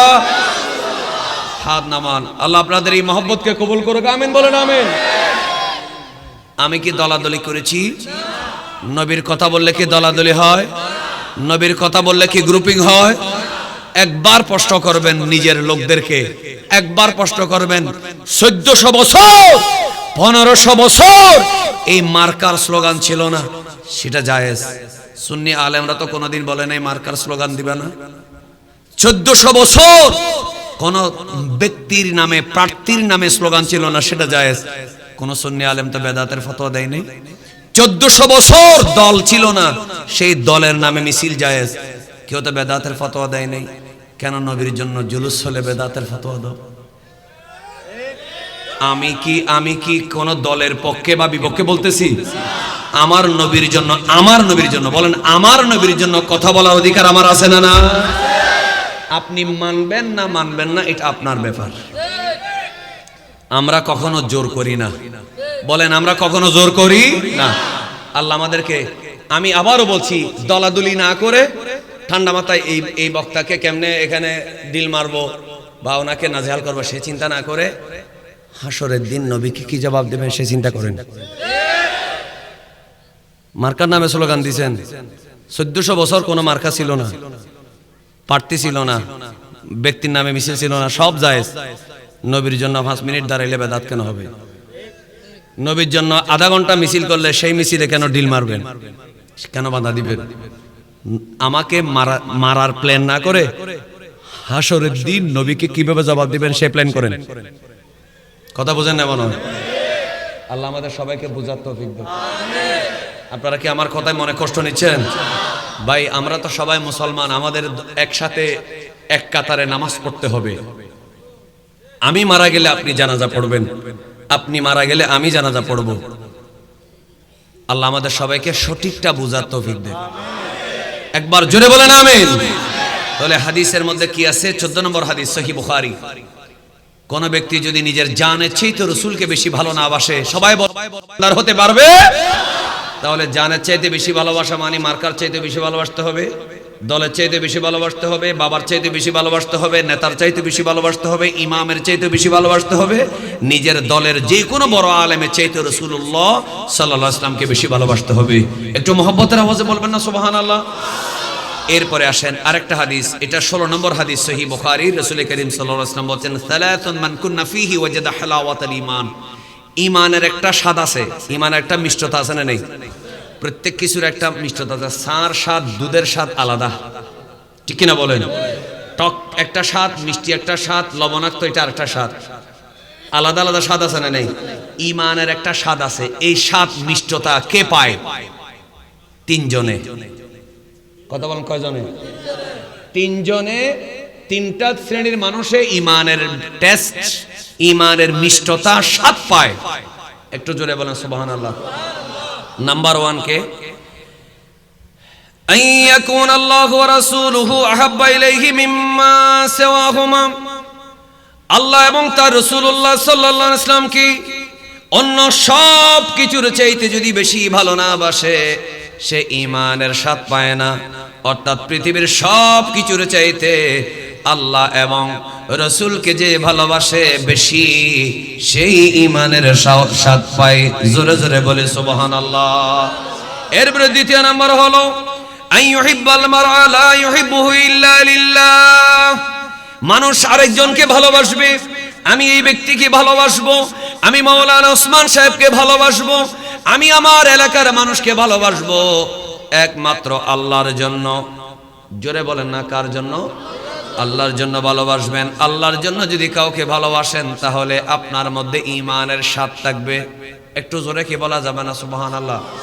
3 নম্বর হলো আইয়াকরাহা আইয়াউদা ফিল কুফরি কামা ইয়াকরাহু আইয়ুকযাফা ফিন্নার।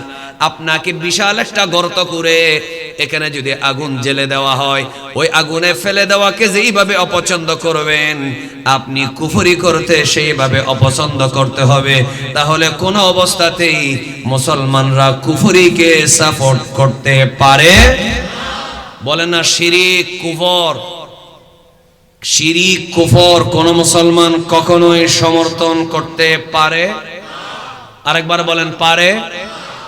কোনো কিছুর জন্য, রাজনীতির জন্য না, সমাজনীতির জন্য না, কৌশলগত কারণেও না, কোনো কারণেই কুফরি শিরিককে কোন মুসলমান 1 সেকেন্ডের জন্য সাপোর্ট করতে পারবে না।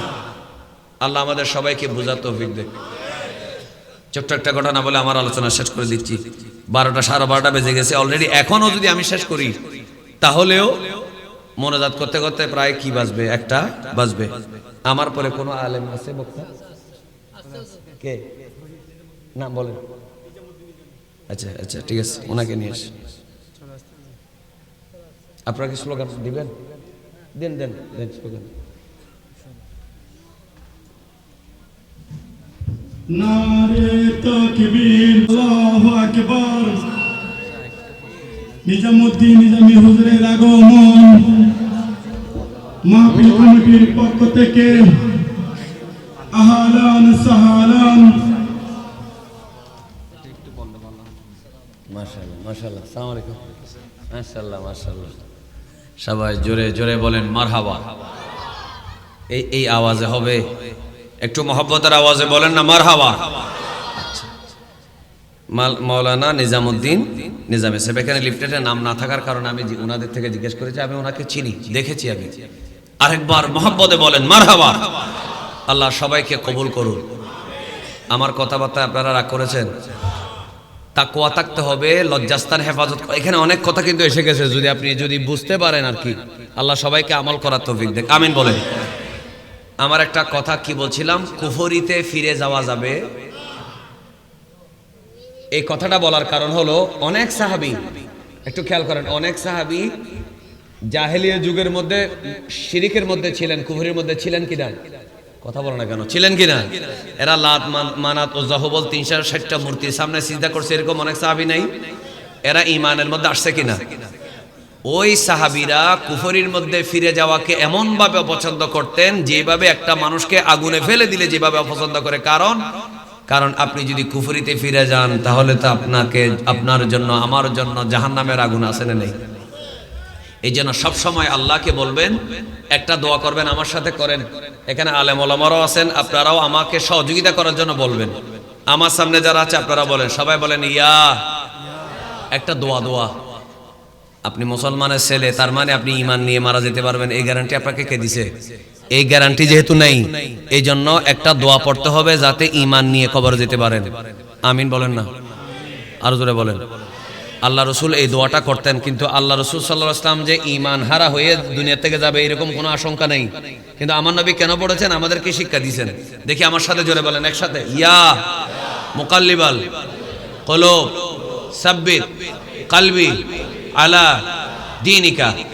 আমরা এবার এটা বহু বচনে বলি, যেহেতু আমি একজন, আমরা সবাই বলেন ইয়া মুকাল্লিবাল কুলুব সাব্বিত কুলুবানা আলা দীনিকা। এই দোয়াটা আমি মেশকাত শরীফে আলিম ক্লাসে পড়াইছি, ছাত্র জীবনেও পড়েছি, কিন্তু ছাত্র জীবনেরটা মনে নেই, ভুলে গেছিলাম। শিক্ষকতা জীবনে আসার পরে যখন পড়াইলাম, এখন প্রায় মাহফিল এটা পড়ি, দোয়া করলে পড়ি। কি? ওগো কলবের পরিবর্তনকারী আল্লাহ, তুমি আমার কলবটা ঈমানের উপরে, হেদায়েতের উপরে অটল রাখো। একটু জোরে বলেন না আমিন। কারণ কোন সময় আপনি চট্টগ্রামে সাতকানিয়ায় নাকি লোহাগাড়ায় নাকি মাহফিলে কখন যে আপনার ঈমানটা বের হয়ে যাচ্ছে, আপনি কখন ঢাকায় গিয়ে, ইউনিভার্সিটিতে গিয়ে, জার্মানিতে গিয়ে, আমেরিকায়, ব্রিটেনে আপনি ব্যারিস্টারি পড়তে গিয়ে আপনার ঈমানটা চলে যাচ্ছে, মুরতাদ হয়ে যাচ্ছেন, তার কোনো ঠিক নাই। এজন্য সব সময় দোয়া করবেন, ইয়া মুকাল্লিবাল কুলুব, এ কলবের পরিবর্তনকারী আল্লাহ, সাব্বিত কলবি আলা দীনিক। আল্লাহ তোমার দ্বীনের উপর, ইসলামের উপরে আমাকে অটল রাখো। আমি মুসলমানের ঘরে জন্মেছি, আল্লাহ মুসলমান হয়ে আমি দুনিয়া থেকে যেতে চাই। একটু মহব্বতের সাথে বলবেন না আমিন। এই দোয়াটা সব সময় করার দরকার আছে না নাই? সব সময় করবেন। আমরা ঈমান নিয়ে মরতে চাই, আল্লাহ তৌফিক দেখ, আমিন বলেন। শুনুন, লাস্ট কথাটা বলি, মেরাজের রাতের ছোট্ট একটা কথা বলি। রাসূল করিম সাল্লাল্লাহু আলাইহি ওয়াসাল্লাম যখন মেরাজে যাচ্ছেন, এটা আল খাসাইসুল কুবরার মধ্যে আল্লামা জালালউদ্দিন সুয়ুতী রাহমাতুল্লাহ আলাইহি বলছেন, আমার নবীকে জিবরাইল বললেন, আপনি বোরাক থেকে এখানে নামেন। কয়েকবার, 4-5 বার নামছে, এখানে নামেন। বলো এখানে কি? বলে এখানে একটা মহিলাকে 3টা বাচ্চা সহ তেলের মধ্যে দিয়ে ভাজি করে ফেলা হয়েছিল। নাউজুবিল্লাহ, জোরে বলেন না কেন? কয়জন? একটা মহিলাকে বাচ্চা কয়টা? সবাই একটু, আমি 5 মিনিটে শেষ করে দিতে পারবো, আমাকে সহযোগিতা করলে। জোরে বলো না কয়টা? 3টা। ওই মহিলাটাকে ফেরাউনের কাজের মেয়ে, ফেরাউনের মেয়েকে মাথার চুল আশ্রয় দিত যে মহিলাটা, সেই মহিলা। আল্লামা জালালউদ্দিন সুয়ুতী খাসাইসুল কুবরার ঘটনাটা এনেছেন। মেরাজের রাতে আমার নবীজিকে জিবরাইল বলছেন, এখানে নামাজ পড়েন। বলে এটা কোন জায়গা? এটা ওই জায়গা যেখানে একটা মাকে 3টা ছেলে সহ তেলের মধ্যে দিয়ে শহীদ করা হয়েছিল। বলেন ইন্না লিল্লাহি ওয়া ইন্না ইলাইহি রাজিউন। তখন আমার নবীজি বললেন, ঘটনা বলো। জিবরাইল বলতেছেন, ফেরাউনের মেয়েকে যখন চুল আশ্রানোর সময় হঠাৎ করে হাত থেকে চিরুনি পড়ে গেল। তো চিরুনি যখন পড়ে গেল, তিনি এভাবে চিরুনিটা নিচ্ছে, কি বলে? বিসমিল্লাহ বলে না, কি বলে? তো ফেরাউনের মেয়ে বলল, এটা পালিত মেয়ে ছিল, কারণ বিবি আসিয়ার সাথে মিলন করার মতো পুরুষত্ব তার ছিল না ফেরাউনের। কারণ আল্লাহ তাআলা বিবি আসিয়ার সতীত্ব রক্ষা করেছেন, সুবহানাল্লাহ বলেন। তো এই জন্য মেয়েটা ছিল পালিত। বলে যে আপনি এটা কি বলছেন? বলে বিসমিল্লাহ। বিসমিল্লাহ মানে কি? আল্লাহর নামে। আল্লাহকে, আল্লাহ হচ্ছেন যিনি আমাদের রব, আমাদের খোদা। সুবহানাল্লাহ বলেন। তো ফেরাউনের মেয়ে বলল, খোদা তো আমার বাপ। নাউজুবিল্লাহ বলেন না কেন আপনারা? আরো জোরে বলেন। খোদা তো আমার বাপ, আপনি আবার কোন খোদার নামে শিরোনি নিছেন? বলে না, আপনার বাবা খোদা না, আপনার বাবা রব না, আপনার বাবা খালেক না মালেক না, রব হচ্ছে আল্লাহ। সবাই বলেন না রবকে? লা ইলাহা ইল্লাল্লাহ। আরেকবার লা ইলাহা, আরেকবার লা ইলাহা ইল্লাল্লাহ। আল্লাহ ছাড়া দ্বিতীয় কোনো ইলাহ। মেয়েটা দৌড় মারছে, আবু কি আপনি বাইরের মানুষকে খোদা বলার জন্য প্রোগ্রাম করেন, ঘরের কাজের মেয়ে তো আপনারা খোদা মানে না। বলে কি বলিস, এটা জোরে বলিস, এটা জোরে বললে মান সম্মান শেষ। বলে না মান সম্মান? আমার ঘরের কাজের মেয়ে 3 বেলা খায়, সে আমাকে খোদা মানে না, এটা তো মান সম্মান শেষ। জোরে বলে ডাকছে, তুই কি মুসা আলাইহিস সালামের রব আল্লাহকে মানিস? বলে হ্যাঁ। রাসেল কো, তুমি আসনি, তুমি এদিকে আসো। তো অনেক সময় আবার দেখা যায় মোবাইল ফেলে চলে যায়, সিকিউরিটির দরকার আছে। আপনারা কি আমার উপরে রাগ করেছেন? আমি করে দিলাম, আচ্ছা এটা রাখ, পকেটে রাখ। কি বলছি? ফেরাউনে বলল, আমাকে খোদা বলিস না। বলে আপনার তো জন্মও আছে, মৃত্যু আছে। আল্লাহ হচ্ছেন তিনি, কুল হুয়াল্লাহু আহাদ আল্লাহুস সামাদ লাম ইয়ালিদ ওয়া লাম ইউলাদ। আল্লাহ কারো বাবাও না, কারো সন্তানও না, কাউকে জন্ম দেন নেই, কারো থেকে জন্ম নেন নেই। একটু মহব্বত সুবহানাল্লাহ বলে না। আমার ভাইরা মনোযোগী কথা বলার পরে ফেরাউনে বলল, এখনই আমাকে খোদা বলবি, সিজদা দিবি। ওই কাজের মহিলার ইমান কেমন পাক্কা, ইমানদার কারা একটু শুনুন। লাস্টের কথাটা মাত্র 5 মিনিট ইনশাআল্লাহ সময় লাগবে। ওই মহিলা বলল, না না, আপনি কেমনে খোদা? আপনার জন্ম হয়েছে, আপনার বাবার নাম মানুষে জানে, মার নাম সবাই জানে। যার জন্ম হয় তার মৃত্যু আছে। আমার আল্লাহ তিনি, যার কোনো মরণ নেই, যার কোনো মৃত্যু নেই, যার কোনো জন্ম নেই। একটু মহব্বতে কি বলা যাবে না সুবহানাল্লাহ? এই কথা বলার পরে ফেরাউনে বলল, এখনই আমাকে খোদা বলবি, না হলে তোকে মেরে ফেলবো। ওই মহিলা বলল, আমার শরীরে একটা জান, আপনি আমাকে একবার যদি মারেন, আমাকে আল্লাহ যদি জান ফেরত দে, 100 বার যদি আপনি আমাকে মারেন, আমি আমার সবগুলা জান আমার আল্লাহর জন্য দিতে রাজি আছি। এই কথা বলার পরে ফেরাউনে কি করলো? একটা বড় তেলের একটা বড় গামলা নিয়ে এলো, চুলা জ্বালানো হলো, ওই গামলার মধ্যে তেল দেওয়া হলো, টকবক করে তেলগুলা ফুটে, আর বলে, তুই আমাকে খোদা বলবি, মুসা আলাইহিস সালামের দিন ছেড়ে দিবি, না হলে তেলের মধ্যে দিয়ে দেব। বলে যেখানেই আপনি দেন না কেন, আমি ঈমান ছাড়ব না। একটু মহব্বতের আওয়াজে বলি আল্লাহু আকবার। এই কথা বলার পরে এবার ফেরাউন চিন্তা করলো, এই মহিলার মরণের ভয় নেই, একটা কাজ করি, তার 3টা বাচ্চা আছে, বাচ্চাগুলা নিয়ে আসি। অনেক সময় মানুষ নিজের জন্য নৈতিকতা হারায় না, বিয়ে করার পরে বউ বাচ্চার জন্য ঘুষ খায়, আছে না নেই? জোরে বলেন আছে না নেই? বউ বাচ্চারা একটু আবদার পূরণ করার জন্য, একটা দামি ফ্ল্যাট কেনার জন্য, জায়গা কেনার জন্য পয়সা করি কামায়, ঘুষ খায়, সুদ খায়। ক্লাসের ফার্স্ট বয় ছিল, সবচেয়ে মেধাবী ছেলেটা, বিসিএস পাস করার পরে বউ বাচ্চার আবদার রক্ষা করার জন্য দুর্নীতি করে, কি করে না? এই জন্য আমি সব সময় বলি, শুধু মেধাবী হলে হবে না, আপনার ভিতরে আল্লাহর ভয় থাকতে হবে। কারণ সচিব কে হয়, ওসি কে হয়, ইউনো কে হয়, টিউনো কে হয়, ম্যাজিস্ট্রেট কে হয়, জজ কে হয়, ক্লাসের ফার্স্ট বয় হয়, সেই তো অনার্স মাস্টার্স পাস করে, সেই তো বিসিএস পাস করে, সেই কেন দুর্নীতি করে?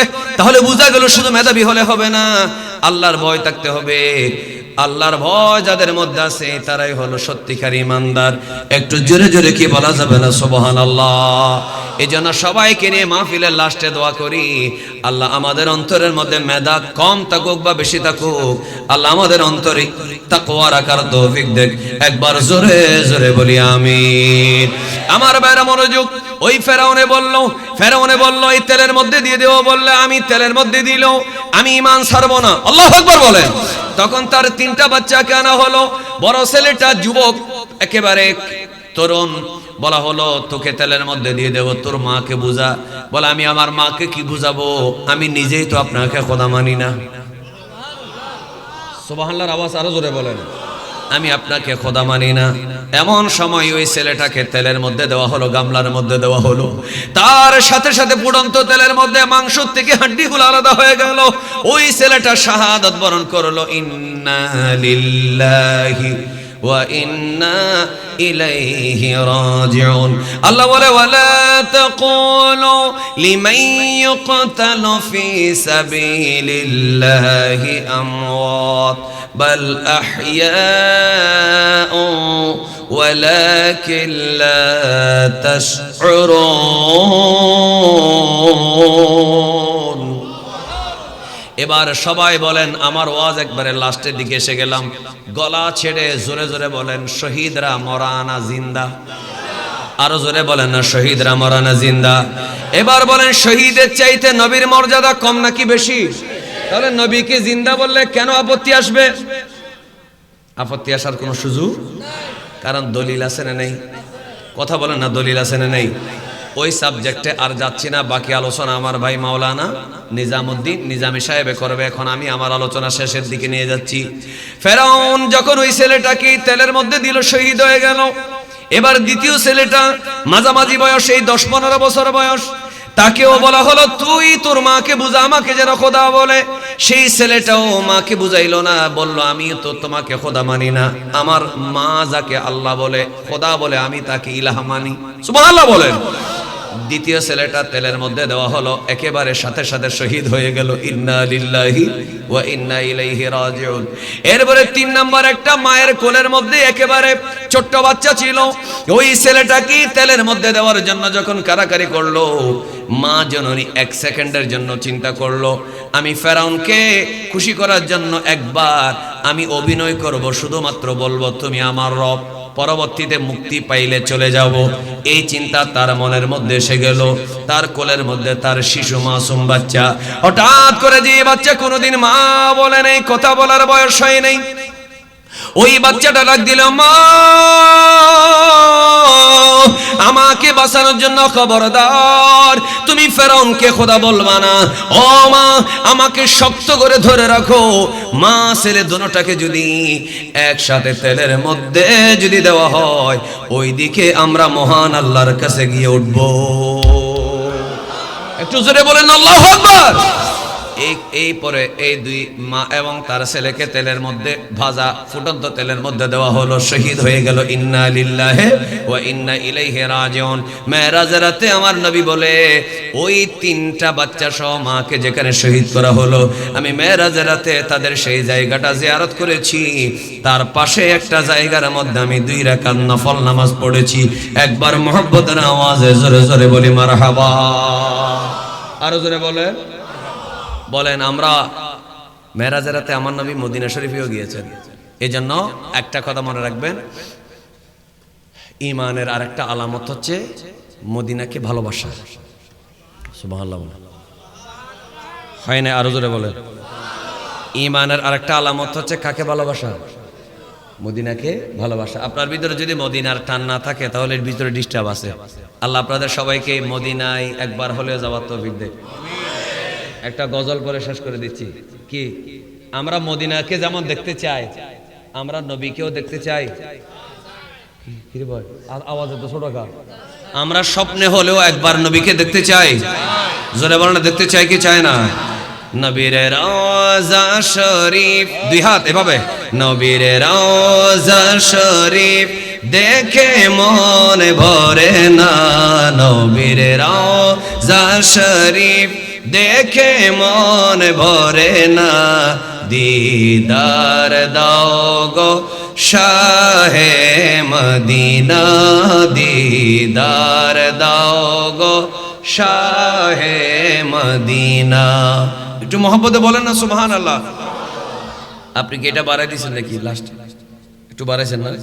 না বাড়াবেন না, সামান্য এটা এই গজলটা বলেন, অন্তরের মধ্যে রাখবেন। আল্লাহ যেন আমাদেরকে মদিনারও জিয়ারত নসিব করে, নবীরও জিয়ারত নসিব করে। একটু জোরে বলেন আমিন। দেখি বলেন তো আমার সাথে বলেন, নবীর রওজা শরীফ, জোরে জোরে, নবীর রওজা শরীফ ভরে না, দিদার দাও গো। আমরা নবীর দিদার চাই। আমি দিদার দাও গো বলবো, আপনারা বলবেন শাহে মদিনা, দিদার দাও গো নবীর রওজা শরীফ দেখে মন ভরে না, নবীর রওজা শরীফ ভরে না, দিদার দাও গো আর শির মেহমান করেছেন আল্লাহ, কত শান কত মান মোর কামলিওয়ালা, আর শির মেহমান করেছেন আল্লাহ, কত শান কত মান মোর কামলিওয়ালা, ও গো মদিনাওয়ালা, ও গো ও মদিনাওয়ালা শব্দটা এত সুন্দর বলতেছেন আপনারা, আমার খুব ভালো লাগতেছে। আরেকবার, ও গো মদিনাওয়ালা, ও গো কবুল করো না, দিদার দাও গো শাহে মদিনা, নবীর রওজা শরীফ দেখে মন ভরে না, দিদার দাও গো শাহে মদিনা। ইমানদারের আরেকটা আলামত রাসূল করিম সাল্লাল্লাহু আলাইহি ওয়াসাল্লামের সাহাবীদেরকে ভালোবাসা। ঈমানের আরেকটা আলামত রাসূল করিম সাল্লাল্লাহু আলাইহি ওয়াসাল্লামের আওলাদ রাসূলকে ভালোবাসা। একটু জোরে বলেন সুবহানাল্লাহ। ঈমানের আরেকটা আলামত নবী করিম সাল্লাল্লাহু আলাইহি ওয়াসাল্লামের সাথে যেগুলো নিসবত সবগুলোকে ভালোবাসা।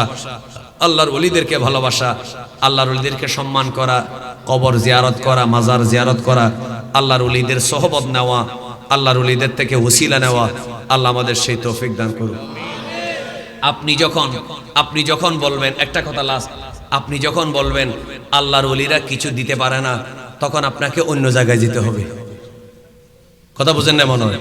আপনি যখন বলবেন মাজারে আল্লাহর ওলিরা কিছু দিতে পারে না বা আল্লাহর নবী কিছু দিতে পারে না, তখন আপনাকে অন্য ধর্মের কাছে যেতে হবে। এটা হচ্ছে একটা খোদাই মাইল ছাড়া আর কিছুই নয়। আপনি যদি মনে করেন আল্লাহ দিতে পারে, বলেন আল্লাহ ক্ষমতার মালিক। সবাই জোরে বলেন না, ক্ষমতার মালিক, বলেন ইজ্জতের মালিক। নবিউল্লাহ দিতে পারে, আল্লাহ যা দেয় সেখান থেকে। ওলিউল্লাহ দিতে পারে, আল্লাহ যা দেয় সেখান থেকে। উসিলা ওলি দেয় না, নবী দেয় না, আল্লাহ দেয় উসিলাই। সুবহানাল্লাহ বলেন। আপনি যখন বলবেন এরা দিতে পারে না, তখন আপনাকে ওদিকে যেতে হবে, অন্যান্য ধর্মের মানুষের কাছে যেতে হবে ভিক্ষা নিয়ে। এই জন্য আপনার ওদিকে যাওয়ার কোনো দরকার। আপনি নবীর দরবারে যান। কার দরবারে যান? নবীর দরবারে। বেঞ্জামিন নেতানিয়াহু অনেক দিন ইসরায়েলের প্রেসিডেন্ট, আপনার এই ধরনের ক্ষমতা তো দরকার নেই। বিজেপি অনেক দিন ধরে, আপনার মোদি ভারতের প্রধানমন্ত্রী, আপনার তো দরকার নেই। কথা বুঝে নেই মনে হয়? তো বিভিন্ন দেশের রাজা বাদশাহ আছে না নাই বিধর্মীদের মধ্যে? কথা বলেন কেন, আছে না নাই? আপনার এই ধরনের ক্ষমতার কি নাই দরকার? আপনার আল্লাহ যদি আপনাকে ক্ষমতা দেয় নবীর উসিলায়, সে ক্ষমতা আপনার দরকার। ঠিক কিনা বলেন? ওই ক্ষমতা দিয়ে আপনি ইসলাম প্রচার করতে পারবেন না। এই জন্য বিধর্মীদের কাছে গিয়ে মন্দিরে যাওয়ার কোনো দরকার নেই। আপনি নবীর দরবারে যান, 5 ওয়াক্ত নামাজ পড়েন, তাহাজ্জুদ পড়ে কাঁদেন। সবাই একবার জোরে বলেন ক্ষমতা দেওয়ার মালিক কে? কারণ গরিব নওয়াজ মঈনুদ্দিন চিশতি রহমাতুল্লাহ আলাইহি 90 লাখ মানুষকে মুসলমান বানাইছে। যদি বলা হয় এই মঈনুদ্দিন আপনার বাড়ি ইরানে, গিয়েছিলেন বাগদাদে, এরপরে গেলেন মদিনায়, মদিনার থেকে আসলেন হিন্দুস্তানে, 90 লাখ মানুষ মুসলমান বানাইছেন, এর আগে কি করেছেন? ইনি বলবে মদিনার থেকে নবী করিম সাল্লাল্লাহু আলাইহি ওয়াসাল্লামের নির্দেশে আমি হিন্দুস্তানে আসার আগে দাতাগঞ্জ বাস লাহোরের দরবারে মাজারে 40 দিন জিয়ারত করে সালাম দিয়ে ওখানে চিল্লা করে সেখানে 40 দিন অবস্থান আমি হিন্দুস্তানে ইসলাম প্রচারের মিশন শুরু করেছি। এই জন্য 90 লাখ মানুষের কলবে ঈমানের নূর জ্বালাতে পেরেছি। এই জন্য ইসলাম যদি সংসদে প্রতিষ্ঠা করতেই হয়, অবশ্যই আল্লাহর ওলিদের মাজারে জিয়ারত করে তাদের উসিলা নিতে হবে। একটু জোরে বলেন ঠিক কিনা ভাইরা আমার?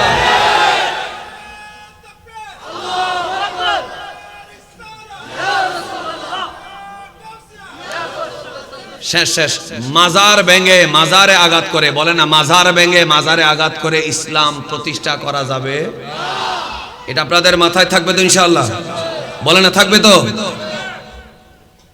মঈনুদ্দিন 40 দিন দাতাগঞ্জ বক্স লাহোরি মাজার জিয়ারত করে তারপরে ইসলাম প্রচারের মিশন শুরু করেছেন। ইতিহাস রেকর্ড হচ্ছে, এগুলো চেপে রাখার বিষয় না। এর ঢাকা ইউনিভার্সিটি সহ বিভিন্ন বিশ্ববিদ্যালয়ে পিএইচডি হয়েছে ভারত মহাদেশের ইতিহাস নিয়ে। সেখানে স্পষ্ট লেখা আছে মুঈনুদ্দিন চিশতি ইসলাম প্রচারের মিশন শুরু করেছেন মাজার থেকে। সুবহানাল্লাহ বলেন। এই জন্য মাজার বিরোধী কনসেপ্ট বাজারে ছেড়ে দিয়ে আপনাকে অন্য ধর্মের কাছে যেতে হবে, এটা হচ্ছে শাস্তি। এই জন্য আমি আপনাদের সবাইকে বলবো, আপনারা আমাদের ভাই, ইসলাম প্রতিষ্ঠা হোক আমরা চাই। সবাই বলেন ইসলাম প্রতিষ্ঠা হোক আমরা চাই কিনা? কিন্তু মাজারের প্রতি বিদ্বেষ রেখে নয়, মাজার জিয়ারত করে শুরু করেন। আল্লাহ তৌফিক দেন। আসসালামু আলাইকুম ওয়া রাহমাতুল্লাহি ওয়া বারাকাতুহু। কি হলো সঙ্গে? তার সঙ্গে তো মনোযোগ করলে মানুষ উঠে যাবে। আল্লাহুম্মা আমিন। আলহামদুলিল্লাহি রাব্বিল আলামিন ওয়াস সালাতু ওয়াস সালামু আলা রাসূলিহিল কারীম ওয়া আলা আলিহি ওয়া আসহাবিহি আজমাইন। ربنا ظلمنا أنفسنا وإن لم تغفر لنا وترحمنا لنكونن من الخاسرين. ربنا اغفر لنا ولإخواننا الذين سبقونا بالإيمان ولا تجعل في قلوبنا غلا للذين آمنوا ربنا إنك رؤوف رحيم. সবাই বলেন রব্বির রহমহুমা কামা রব্বায়ানি সগীরা। বলেন না রব্বির রহমহুমা কামা রব্বায়ানি সগীরা। আল্লাহ ইসলামিক সুন্নি সমাজ কল্যাণ পরিষদকে আল্লাহ তুমি কবুল করে নাও। আজকের এই পঞ্চম আজিমুস শান নুরানি মিলাদ মাহফিলকে আল্লাহ তুমি কবুল করে নাও। আল্লাহ মাহফিলে যারা বসেছেন তাদেরকে 5 ওয়াক্ত নামাজ পড়ার, হালাল খাওয়ার, হারাম বর্জন করার, আল্লাহ দুনিয়ার যত অসামাজিক কাজ, নিষিদ্ধ কাজ, অশ্লীল কাজ, আল্লাহ ইসলাম বিরোধী কাজ, তুমি এবং তোমার নবী যে কাজে নারাজ, এই ধরনের কাজ থেকে আমাদের এই ভাইদেরকে নিজেকে হেফাজত করার তৌফিক দান করো। আল্লাহ আমাদের সবার মধ্যে আল্লাহ দ্বীনের প্রতি মহব্বত, আল্লাহ তোমার নবীর প্রতি মহব্বত আল্লাহ দান করো। আল্লাহ যারা হজ করে নাই হজ করার তৌফিক দাও। আল্লাহ যারা মদিনায় যায় নাই মদিনা মুনাওয়ারায় যাওয়ার তৌফিক দান করো। আল্লাহ আমাদের মধ্যে যারা এখানে হাত তুলেছেন, যারা অসুস্থ আছে তাদেরকে সুস্থ করো। হায়াতে রিজিকে ইজ্জত সম্মানে আল্লাহ বরকত দান করো। আল্লাহ যারা এখানে এলাকায় যত কবরবাসী আছে, আল্লাহ সকল কবরবাসীকে আজকের এই মাহফিলের উসিলায়, রজবের উসিলায় আল্লাহ জান্নাতুল ফেরদাউস আল্লাহ কবরগুলোকে বানিয়ে দাও। একটু জোরে বলেন আমিন। আল্লাহ এলাকার সকল কবরবাসীদের গুনাহগুলো মাফ করো। আল্লাহ আমাদের ছেলে সন্তান, আত্মীয় স্বজন, পরিবার পরিজন যারা মাহফিল করেছেন, যারা মাহফিল আমিন আমিন বলছেন, যার যে অভাব আল্লাহ সবার সেই অভাব পূরণ করে দাও। যার যে সমস্যার সমাধান করে দাও আল্লাহ, যার যেটা চাহিদা সেটা পূরণ করে দাও। আল্লাহ ধন দৌলতের অভাব থাকলে আল্লাহ তুমি ধন দৌলত দিয়ে ধনবান করে দাও। আল্লাহ যারা মেধার অভাব, লেখাপড়া করার জন্য মেধা দান করো। আল্লাহ যারা মেয়েরা, আমার মা বোনেরা অনেকে হয়তো আমার সাথে হাত তুলেছেন, আল্লাহ তাদের মনের আশাকে আল্লাহ পূরণ করো। হজ করার, মদিনা জিয়ারত করার তৌফিক দান করো। যারা ব্যবসা করে ব্যবসার মধ্যে উন্নতি দাও। আল্লাহ যারা প্রবাসে আছে আল্লাহ প্রবাসী ভাইদেরকে তুমি কুদরতি হাতে হেফাজত করো।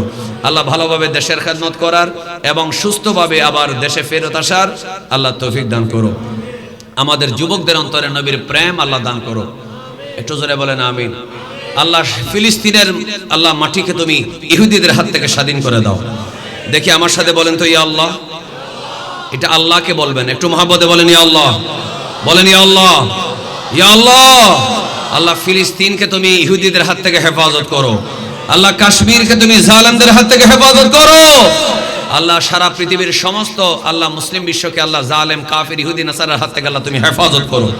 আল্লাহ আমাদের সবাইকে ঈমান, ইসলাম, আহলে সুন্নাত ওয়াল জামাতের উপরে থাকার তৌফিক দাও। ১৫০০ এই যা কোনো নতুন দল না, ১৫০০ বছর শাহজালালের দল, শাহপুরানের দল, শাহ আমানতের দল, গৌসে পাকের দল, হযরতে খাজা মঈনুদ্দিন চিশতির দল, ১৫০০ বছর ধরে যেই দলের লোকেরা হিন্দু, বৌদ্ধ, চাকমাদেরকে কলমা পড়ায় পড়ায় পড়ায় মুসলমান বানাইছে, আল্লাহ সেই ওলি আল্লাহদের দলে আমাদেরকে থাকার তৌফিক দাও। সব একবার জোরে বলেন আমিন। আল্লাহ সুন্নি তরিকতে সঠিক সুন্নি পীরের হাতে বায়াত হওয়ার তৌফিক দান করো। আমাদের ভাইদের মনের আশা পূরণ করো। কিয়ামত পর্যন্ত বংশ পরস্পরায় এই মাহফিল জারি রাখার তৌফিক দাও। আমার ডানে বামে উপযুক্ত আলেমরা হাত তুলেছেন, মাওলানা ওসমান গনি, মাওলানা নিজামুদ্দিন নিজামী। আল্লাহ আমার ভুলে ভরা, আল্লাহ গুনাহের ভরা হাত আল্লাহ আলেম ওলামাদের উসিলায়, মুরব্বীদের উসিলায়, ছোট বাচ্চাদের উসিলায়, হাফেজ আলেমদের উসিলায় আমার দোয়া আল্লাহ কবুল করো। ওয়া সাল্লাল্লাহু তাআলা আলা খায়রি খালকিহি ওয়া নুরাশিহি মুহাম্মাদ ওয়া আলিহি ওয়া সাহবিহি আজমাইন।